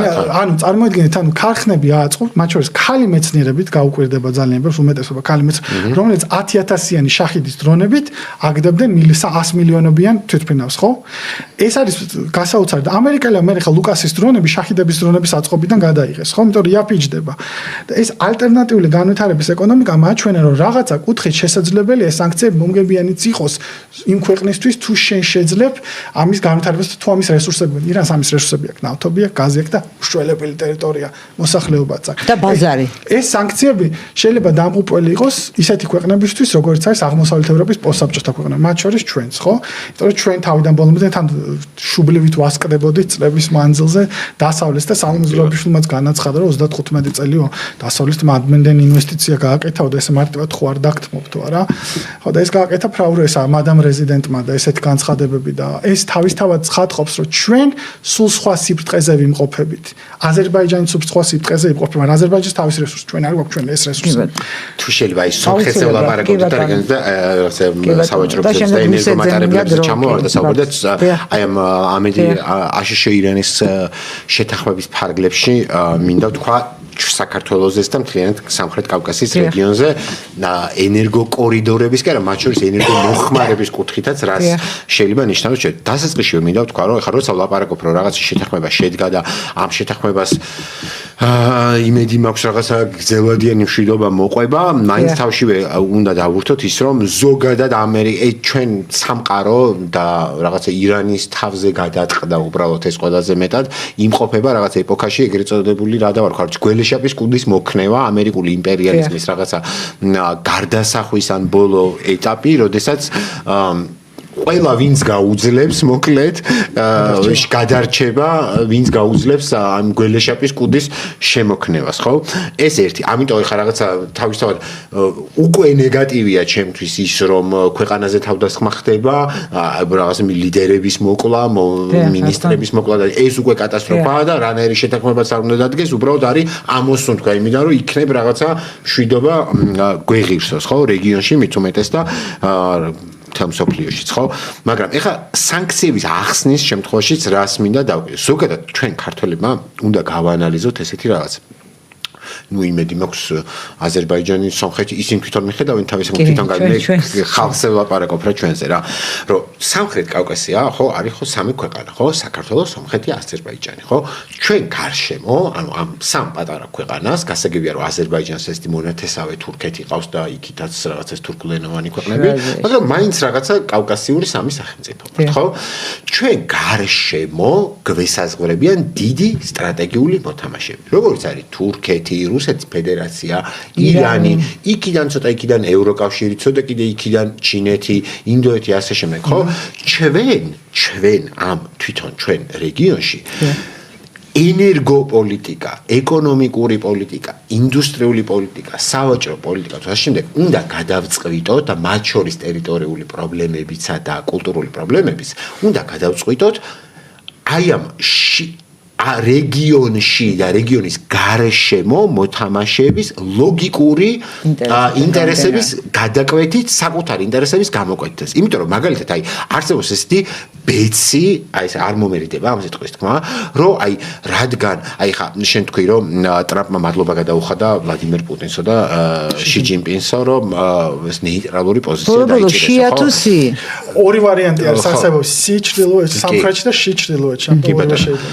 ხო, ეხლა ჩინეთის შემთხვევაში სხვათა შორის რაღაც სტატისტიკური მონაცემებიდან ესე ცალსახად ვერ ვიტყვი, უბრალოდ ხა ეს რიტორიკის დონეზე მადლობა გადავხდა, იმიტომ რომ ხა ძალიან ბევრი წყაროდან ჩანდა, რომ იგი არაღის მიწოდებაც ხდებოდა დაზვერვის ინფორმაციის გაზიარებას და ასე შემდეგ და ასე შემდეგ და ნავთობსაც ყიდულობდა და ასე შემდეგ. ალბათ რო ჩავიდა ჩენიში, იქ უარი უთხრა, რომ არ შევწყვეტ მხარდაჭერას და იძულებული მაგანაც მიგვიყვანა ამ შეთანხმებამდე სავარაუდოდ, ხო, მაგრამ რუსეთმა ნამდვილად ესეთი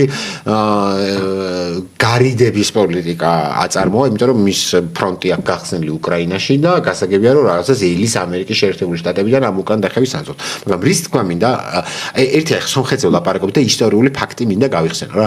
ხშირად გონიათ რომ რაღაცა საკითხებში რადგან ირანი და რუსეთი არიან პარტნიორები, რომ ეს მერე ვრცელდება ყველაფერში. არ არის მეგობრებო ეს. მაგალითად 2000-იანების დასაწყისში სომხეთში მილსადენების 100%-იანი წილის მფლობელი არის რუსული გაზპრომის შვილობილი კომპანია გაზპრომ არმენია. იცით მაგალითად ეხლა თქვენ მაყურებელს მინდა უთხრა რომ 2000-იანების დასაწყისში სომხეთი ირანის დამაკავშირებელი გაზის მილსადენი სპეციალურად გაზპრომის მოთხოვნით არის მისი გამტარუნერენობა ძალიან მცირე. კი. იმიტომ რომ სამხრეთ კავკასიაში რუსულ გაზპრომს და რუსულ გაზს არ აღმოუჩნდეს კონკურენტი ირანული გაზის აი თურქმენულსაც იმიტომ არ ბლოკავდა გაზის მეშვეობით. შესაბამისად ჩვენთვის საქართველოსთვის ირანისთვის მის ნავთობზე გაზზე ასე შემდეგ სანქციების ახსნა ეს ნიშნავს ლოგიკურად და მართლა ის ბიზნესურად რომ შევხედოთ რაღაც ტიპის გადათამაშებას რეგიონში არა მარტო სავაჭრო კორიდორების და დერეფანების არამედ ენერგო მოხმარების კუთხითაც იმიტომ რომ დღეს საქართველოს მაგალითად იმყოფება ენერგეტიკულად გაზის შემთხვევაში და ნავთობის შემთხვევაში აზერბაიჯანისა და რუსეთის ტყვეობაში ჩვენ ტყვეობაში, ანუ გაზის 80% არის სოკარი, აზერბაიჯანის სახელმწიფო კომპანია, დისტრიბუციაც აზერბაიჯანის სახელმწიფო კომპანია. კიდე ამას ემატება გაზპრომი არის კიდე მომწოდებელი. ნუ ნავთობის შემთხვევაში ცოტა ევროპულის არის რაღაცა 34%-მდე რუმინულ ბულგარული.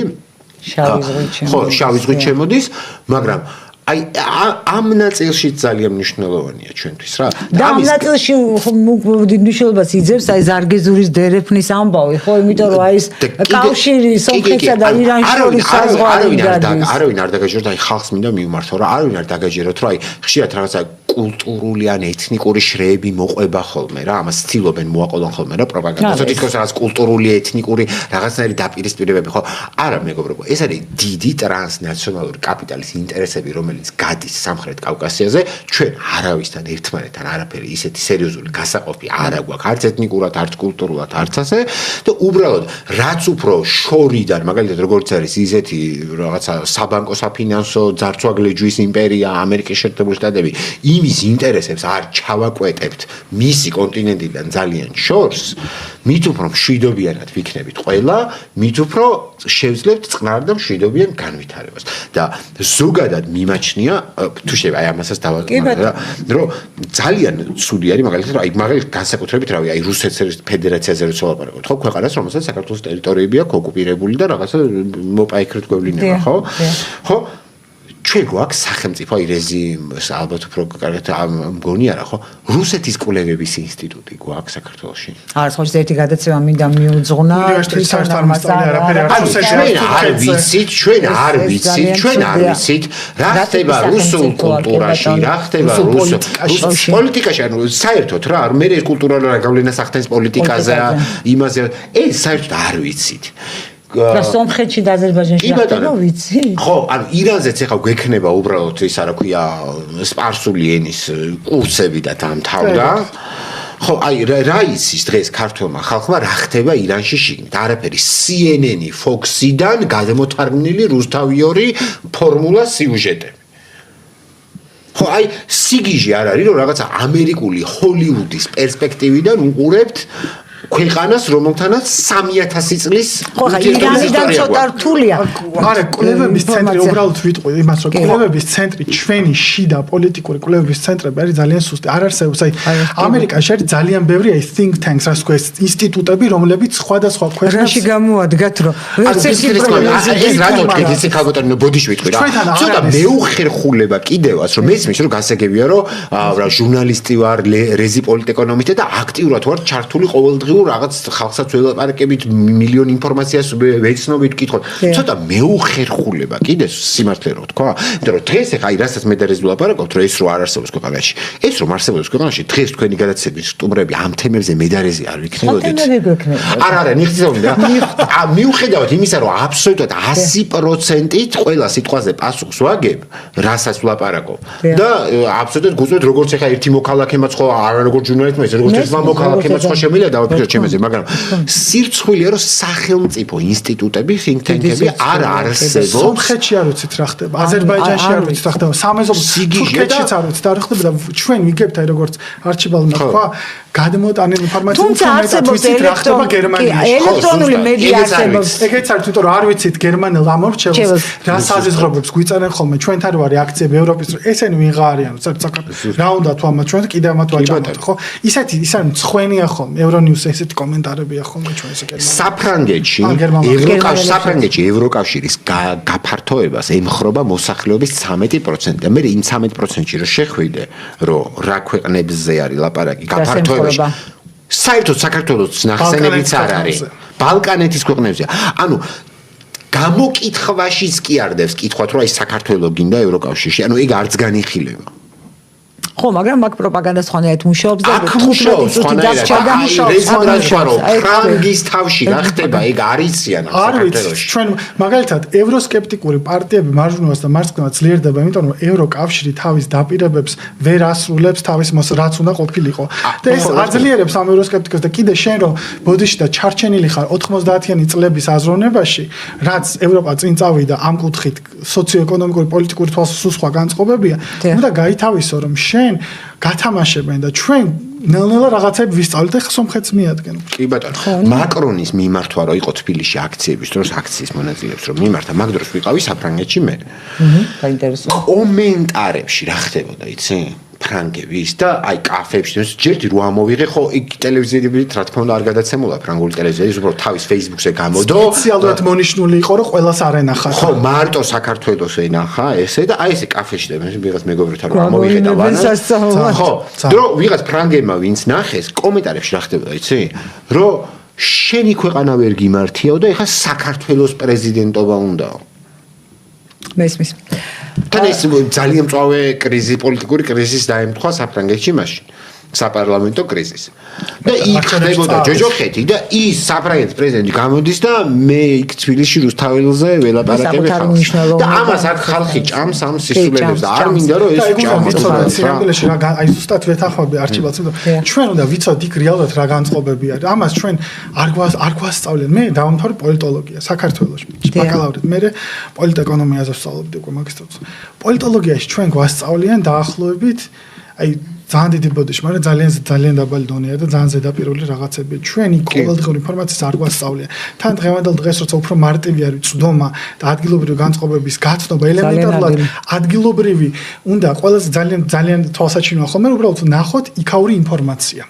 და იქაური ხალხის მერე დამოკიდებულება. ეს უფრო კარგ სურათს იძლევა, ვიდრე იმას მე რომ მასწავლე, ეხლა საფრანგეთში ეს და ეს პარტია დემოკრატიას და ადამიანის უფლებებს დავარცხნეო ინფორმაცია. ძალიან დიდი ბოდიში, მაგრამ არასოდეს არ გეუბნებიან იმას, რომ საფრანგეთში ემიგრაცია კრიზისი იმიტომ მოხდა რომ საფრანგეთი დღემდე აღარებებს დასავლეთ აფრიკას და იქიდან იღებს მაგალითად ურანს და ამაზე ცხოვრობს იაფად.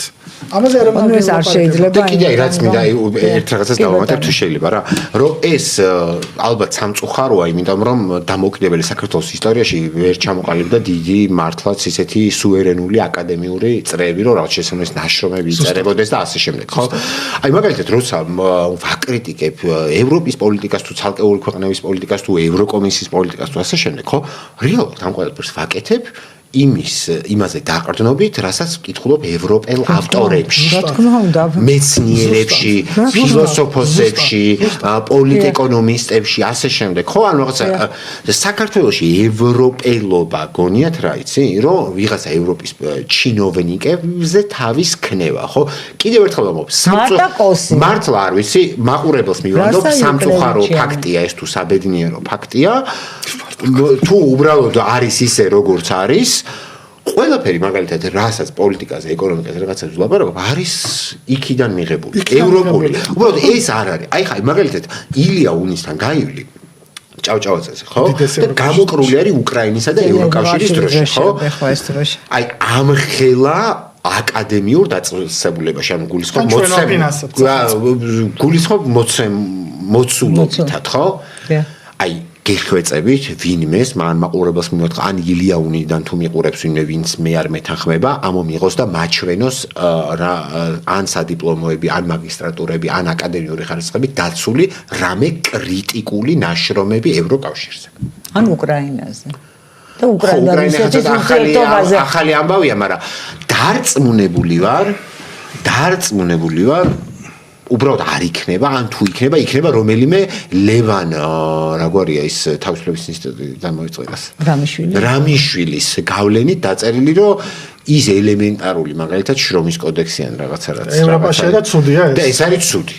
ამერიკული ფორმულა რატო არ აქვს? და რატო არ აქვს ისტორიული გირჩიანიზმი ქვეყანაში გაჩერება? მაგას აბსოლუტურად ვეთანხმები, არჩიბალ, ჩვენი პრობლემა არის ამ გეოპოლიტიკურ და გეოსტრატეგიულ კვლევებში, როდესაც ხდება საუბარი, საერთოდ ამოვარდნილი არის რეალობიდან ხშირ შემთხვევაში ჩვენი უნივერსიტეტების პოლიტოლოგიის ფაკულტეტები, აბსოლუტურად გეთანხმები, მქონდა სამწუხაროდ ამასთან შეხება. ჩემი განსხვავებული აზრის გამო საბაკალავრო ნაშრომის დროს ძალიან დიდი დისკრიმინაცია და ზეწოლა ხდებოდა ჩემზე. ასევე პოლიტიკური აზრის გამოხატვის გამო იმ უნივერსიტეტში რომელშიც ვსწავლობ და ამაზე საჯაროდ წერ ხოლმე ჩემ გვერდზე შეუძლიათ ნახონ. ეხლა ტელეეთერში არ იყოს რამ პრობლემა, ამას არ დავასახლებ, მაგრამ სადაც ვსწავლობდი ბაკალავრიატზე, იქ იყო ერთი ამბავი, იმის გამო რომ განსხვავებული აზრი მქონდა, უფრო რეალისტურად უყურებდი ყველაფერს და არა იმ იდეალისტურად, როდესაც ჩვენ გვასწავლენ ამას 2011-12 წლებში. წლებსაც თუ დააკვირდებით, მიხვდებით რაზე ვსწავლობ. რაც შეეხება თვითონ ამ საბაკალავრო ნაშრომის ამის დაბალ დონეს ამ ყველაფერთან ერთად ქალბატონ ნინო ტრაგედია არის ის რომ საერთოდ ამოვარდნილია ხოლმე თემიდან უსაფრთხოებას როდესაც განიხილავენ მათ შორის ჩვენი ექსპერტები ეკონომიკის საკითხებით ხშირ შემთხვევაში და დღეს ვნახეთ რომ საერთაშორისო კონფლიქტის გადამწყვეტი არც ბირთვული იარაღი იყო რა თქმა უნდა ომი იყო მაგრამ საბოლოო ჯამში ეკონომიკამ გადაწყვიტა თლიანად საერთაშორისო ასე ვთქვათ უდიდესი კონფლიქტი ადამიანის სიცოცხლეზე ძვირი ერთი ბარელი ნავთობი იყო და საბოლოო ჯამში ეს არის ჩვენ ეკონომიკის გარეშე უსაფრთხოებას ვერ განვიხილავთ ეს არის მოძველებული დამოკიდებულება და ეს ხდება და დღევანდელ რეალობაზე რომ ვისაუბროთ რაც ხდება ხო ნავთობის ფასები ეს მიმოქცევა ტრამპის დამოკიდებულება ბირჟაზე ეს საერთოდ ამოვარდნილია უსაფრთხოებიდან და ჩვენი უსაფრთხოება და საგარეო პოლიტიკის ეკონომიკური მნიშვნელობა ცენტრალურ აზიასთან ურთიერთობაში მათ შორის ჩვენი ერთ-ერთი უმნიშვნელოვანესი მოთხოვნა რის გამოც ჩვენთან ევროპას შორის მოხდა დიდი განხეთქილება მაშინ როდესაც ქართულ ოცნებას იდეალური ურთიერთობა ჰქონდა და რასაც ევროპა ეთყო და ყველაფერზე ბოდიში და პლუსებს წერდა ამას თავის ინიციატივა კი არ ჰქონდა ეს დირექტივა ბორელის საკუთრებები ხომ უკვე აღარ ხო მე დასაწყისში ჩვენი უსაფრთხოებაც კი ეკონომიკაზე გადის იმიტომ რომ ჩვენ როდესაც გვითხრეს რომ თუ ომს ვერ დაიწყებთ რუსეთთან მაშინ სანქციებს შევერთითო მაგრამ ვერ დავიწყებთ ვერ სანქციებს იმიტომ რომ პირდაპირ ეკონომიკაზე დაგვარტყმთ რომ ჩვენ დასავლეთის სოფლიო ბანკის საერთაშორისო სავალუტო ფონდის დახმარებით ისეთი ეკონომიკა შექმნით რომ თურქეთზე და რუსეთზე უფრო დამოკიდებული ვართ ვიდრე ისინი არიან ჩვენზე 1000-ობით და 1000-ჯერ და პირდაპირ დამოკიდებული ეს ჩვენ უსაფრთხოება 10 წუთი დარჩა და ძალიან მინდა ეს საკითხი არა უბრალოდ ეს ძალიან გვინდა და რომ ეს საათნახევარიც არ ყოფნის და ეს მინდა შევნიშნო რას ეს მინდა მაინც 5 წუთი თუ შეიძლება აი ეს რა მიზანს ემსახურება აი რუსეთი განერიდაო ჩინეთისა და ამერიკის შეერთებული შტატებისა და ირანის მოლაპარაკებებს განსხვავებით თქვა ჩინეთისგან და ეს ელოდება რომ დაუფასდება ამერიკის შეერთებული შტატების მხრიდან თუმცა ამავდროულად ჩვენ ვხედავთ რომ გაძლიერდა დრონებით თავდასხმა მოსკოვზე რაც რა თქმა უნდა ვერ შეიტანს გარდატეხას რუსეთ-უკრაინის ფრონტის ხაზზე მაგრამ პოლიტიკური წონისა და პრესტიჟის თვალსაზრისით ძალიან დამაზიანებელი არის რუსეთისთვის და პუტინისთვის ზოგადად კრემლისთვის როგორც მართვის ცენტრისთვის რა მიზანს ემსახურება თქვენი აზრით ეს კარგია რომ ეს საკითხი წამოჭერეთ ჩემი დაკვირვებით და რაც მოვიცი ამ საკითხთან დაკავშირებით არის უბრალოდ შოუ არის რა რეალურად ძალაუფლების დასუსტებისთვის. თორე ეხა გინდა მაკროეკონომიკურად, გინდა ისე ეხა ეს დრონების თავდასხმა არაფერს არ ცვლის. არც ფრონტის ხაზზე ის კიევზე თავდასხმები ცვლის რამეს, რასაც ბალისტიკური რაკეტებით, რასაც რუსეთი აკეთებს, ეს დემონსტრაციას აკეთებს. უბრალოდ სამწუხარი არის, რომ კიევზე თავდასხმა მსხვერპლით არის და მეორე მხარე ეს შემთხვევაში არა უბრალოდ რაღაცა შენობებს მოხვდა და ასე შემდეგ. ანუ ბევრად უფრო ტრაგიკულია იქით ამ მხარე.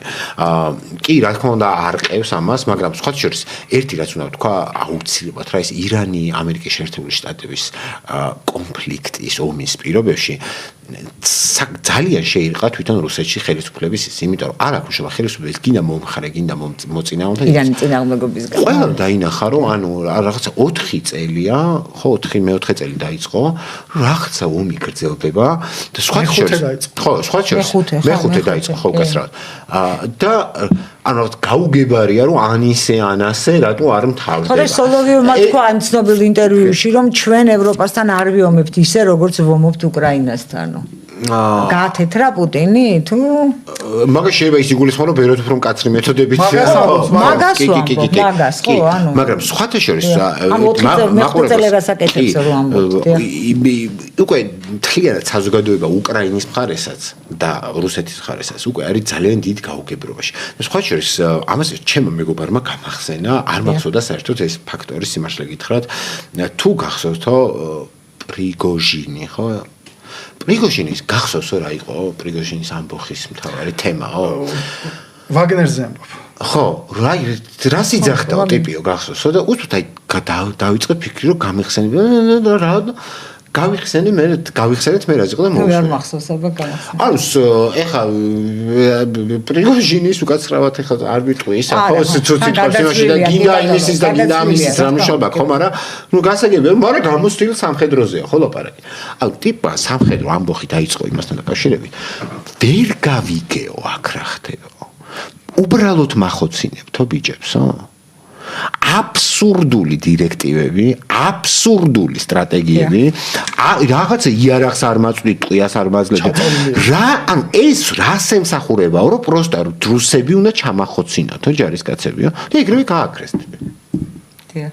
ანუ ეს იყო რეალურად პრობლემა, ის ამბობდა რომ სერიოზული კორუფცია არისო. გავიგე, კი, მოხდა არის კიდეც ეს. საიდანაც დღევანდელი გადმოსახედიდან ამ კონფლიქტიდან უკვე სერიოზული ეჭვი ჩნდება, რომ როგორც მარტო ერთი მხარე კი არა, მე საერთოდ ორივე მხარე ხო არ არის ჩართული რაღაცა უაზრო ტყვია-წამლის ჩახარჯვაში. და ამასობაში კიდე ჩვენ ნახეთ, რომ ირანმა ეს კონფლიქტი და ამერიკამ რაღაც უფრო ცუდი რამე უნდა ვთქვა, მაგრამ რაღაც უფრო ეფექტური იყო.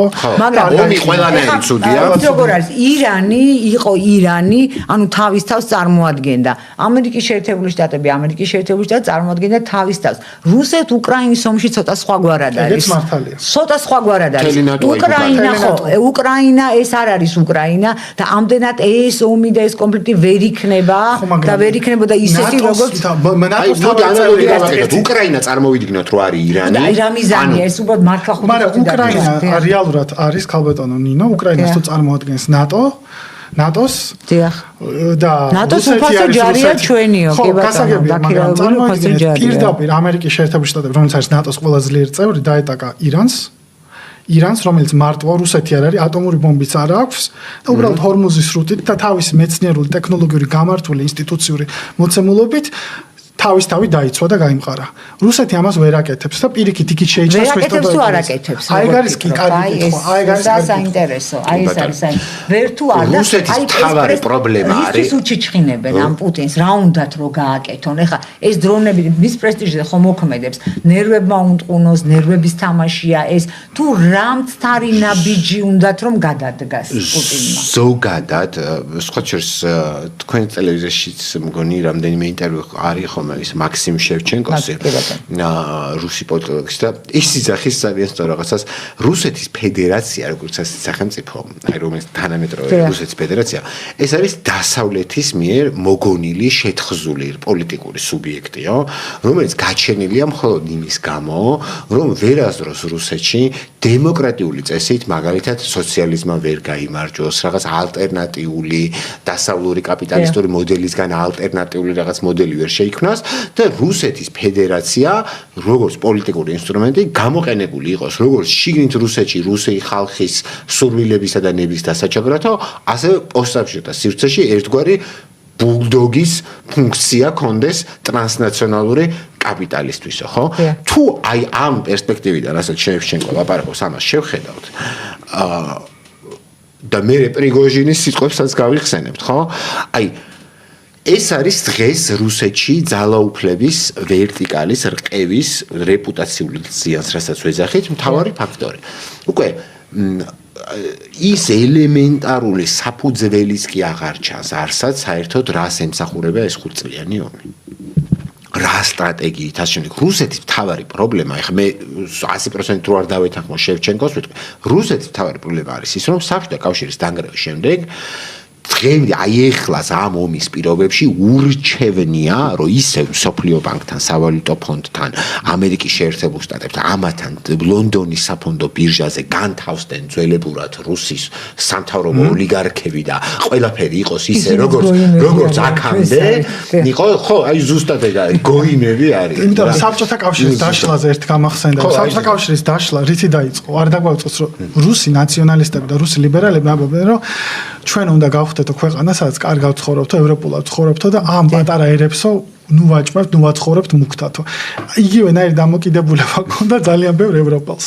თავიანთი ამ კოლონიებზე, აი ეს ემიგრანტები რომ მოდიან, იგივე დამოკიდებულება ჰქონდა ჩვენ და მის და ეს ხალხი თავის თავს საბოლოო ჯამში ელიტები, თქვენ წარმოიდგინეთ ჩვენზე უფრო მეტად, აქაურ მედასავლეთებზე უფრო მეტად, მათ შორის პუტინის მხარდამჭერებს პირდაპირ ვეღარ ამბობ, მაგრამ ყოველთვის უფრო აიდენტიფიცირებდნენ თავს დასავლეთთან. ვიდრე საქართველოში იყო და ჩვენთან ლიბერალებს აქვს შეჯიბრი, რომ თითქოს თუ ისინი დაამტკიცებენ, რომ უფრო ევროპელები არიან ვიდრე რუსეთი, ამით რაღაც მოიგებენ. ეს ხანხა მგონია ხოლმე, რომ მე-19 საუკუნეში რუსული შოვინიზმისგან დაჩაგრული ქართველების ეს არის კოლექტიური მეხსიერება, რომ ჩვენ უნდა დაამტკიცოთ, ჩვენ უფრო ევროპელები ვართ, მაგრამ რომ ეს გადმონაშთი არის თანამედროვეობაში იმის გააზრების, რომ ბიზანტიური ცივილიზაცია რაღაც მართლაც ევროპული იყო, თუმცა ბიზანტიას არასოდეს არ თვლიდა თავს ევროპულად, ბიზანტია იყო აღმოსავლეთ რომის იმპერიაში, იყო ვასილიატონ რომანიონ, რომის იმპერია თვლიდა თავს, საერთოდ ეცნება მოშორებული იყო, ბარბარიზმი იყო და ჩვენ სამწუხაროდ გამოტოვებული გვაქვს სამწუხაროდ ომების გამო ის რენესანსის ხანა, რაც ჰქონდა ევროპას, ის როგორცა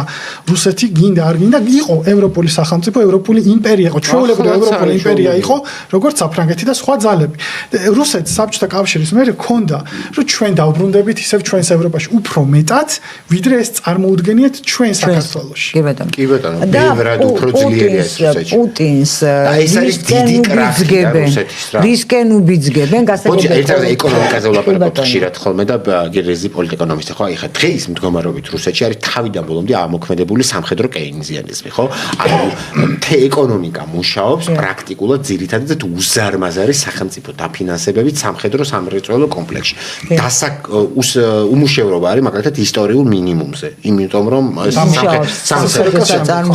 სამხედრო სამრეწველო კომპლექსი არის ამოშეული, კაი, მორჩა უკრაინაში, მე რა ხდება? აი ეგ არის. მე რა უნდა უყონ ამ ოლიგარქიულ ეკონომიკურ სისტემას? რაღაცას მოიფიქრე. ხო, არა, რაღაცა დამთავრდა, მაგრამ თუ ძალიან საინტერესოა მე რა თქმა უნდა. თუ ჩანს პირი დასრულების. მე მართლა მინდა ვიმედოვნო იმისა, რომ რიტორიკულ დონეზე, რასაც ლაპარაკობს ხოლმე რუსეთის ფედერაციის ხელმძღვანელობა გლობალურ სამხრეთზე, კოლონიალიზაციაზე, მოუწიათ რა, რომ მართლა, იმიტომ რომ რუსეთის, ანუ ამგვარი მართლა გადასხვაფერება, ანუ ძალიან ტყუილა გონიათ საქართველოში ლიბერალებს, რომ აი რუსეთის რაღაცა დასავლეთთან შერიგებით თითქოს ჩვენი პრობლემა მოგორდა. არა, პირიქით გართულდება. იმიტომ რომ დასავლეთის და რუსეთის ორივე დაგვიტოვებს რაღაცა პლან B-თ, რომ რამე დაიძაბოს, ისევ იქ გავარჩიოთ იმ ტერიტორიაზე. ჩვენთვის რეალურად საქართველოსთვის მომგევიანია, რომ ახლა როდემდე უნდა იყოს ხა ეს პუტინი ხელისუფლებაში რამდენი წლის არის ასე შემდეგ. ხო, ვინც არ უნდა მოვიდეს, ხო, სახელმწიფო გვარზე არ არის. ხო, ზოგადად რომ რუსეთმა გააკეთოს სრული ინტეგრაცია, გადააზრება საკუთარი თავის გლობალურ სამხრეთში. და თუ ამას გააკეთებს რუსეთი, ჩვენ იქ სანამ ბოლომდე მაგას გააკეთებს რუსეთი, ჩვენ უკვე იქ უნდა დავხვდეთ და შევახსენოთ მას, რომ დიმიტრი მედვედევი რომ გამოდის მოდის ხოლმე აფრიკულ კონფერენციებზე და ლათინოამერიკულ კონფერენციებზე და სიტყვას ტყვით რო გამოდის ხოლმე ეს და დასავლური კოლონიალიზმი, ბანკი უნდა შეიქმნას, რომ მედვედევი ამბობს ამას.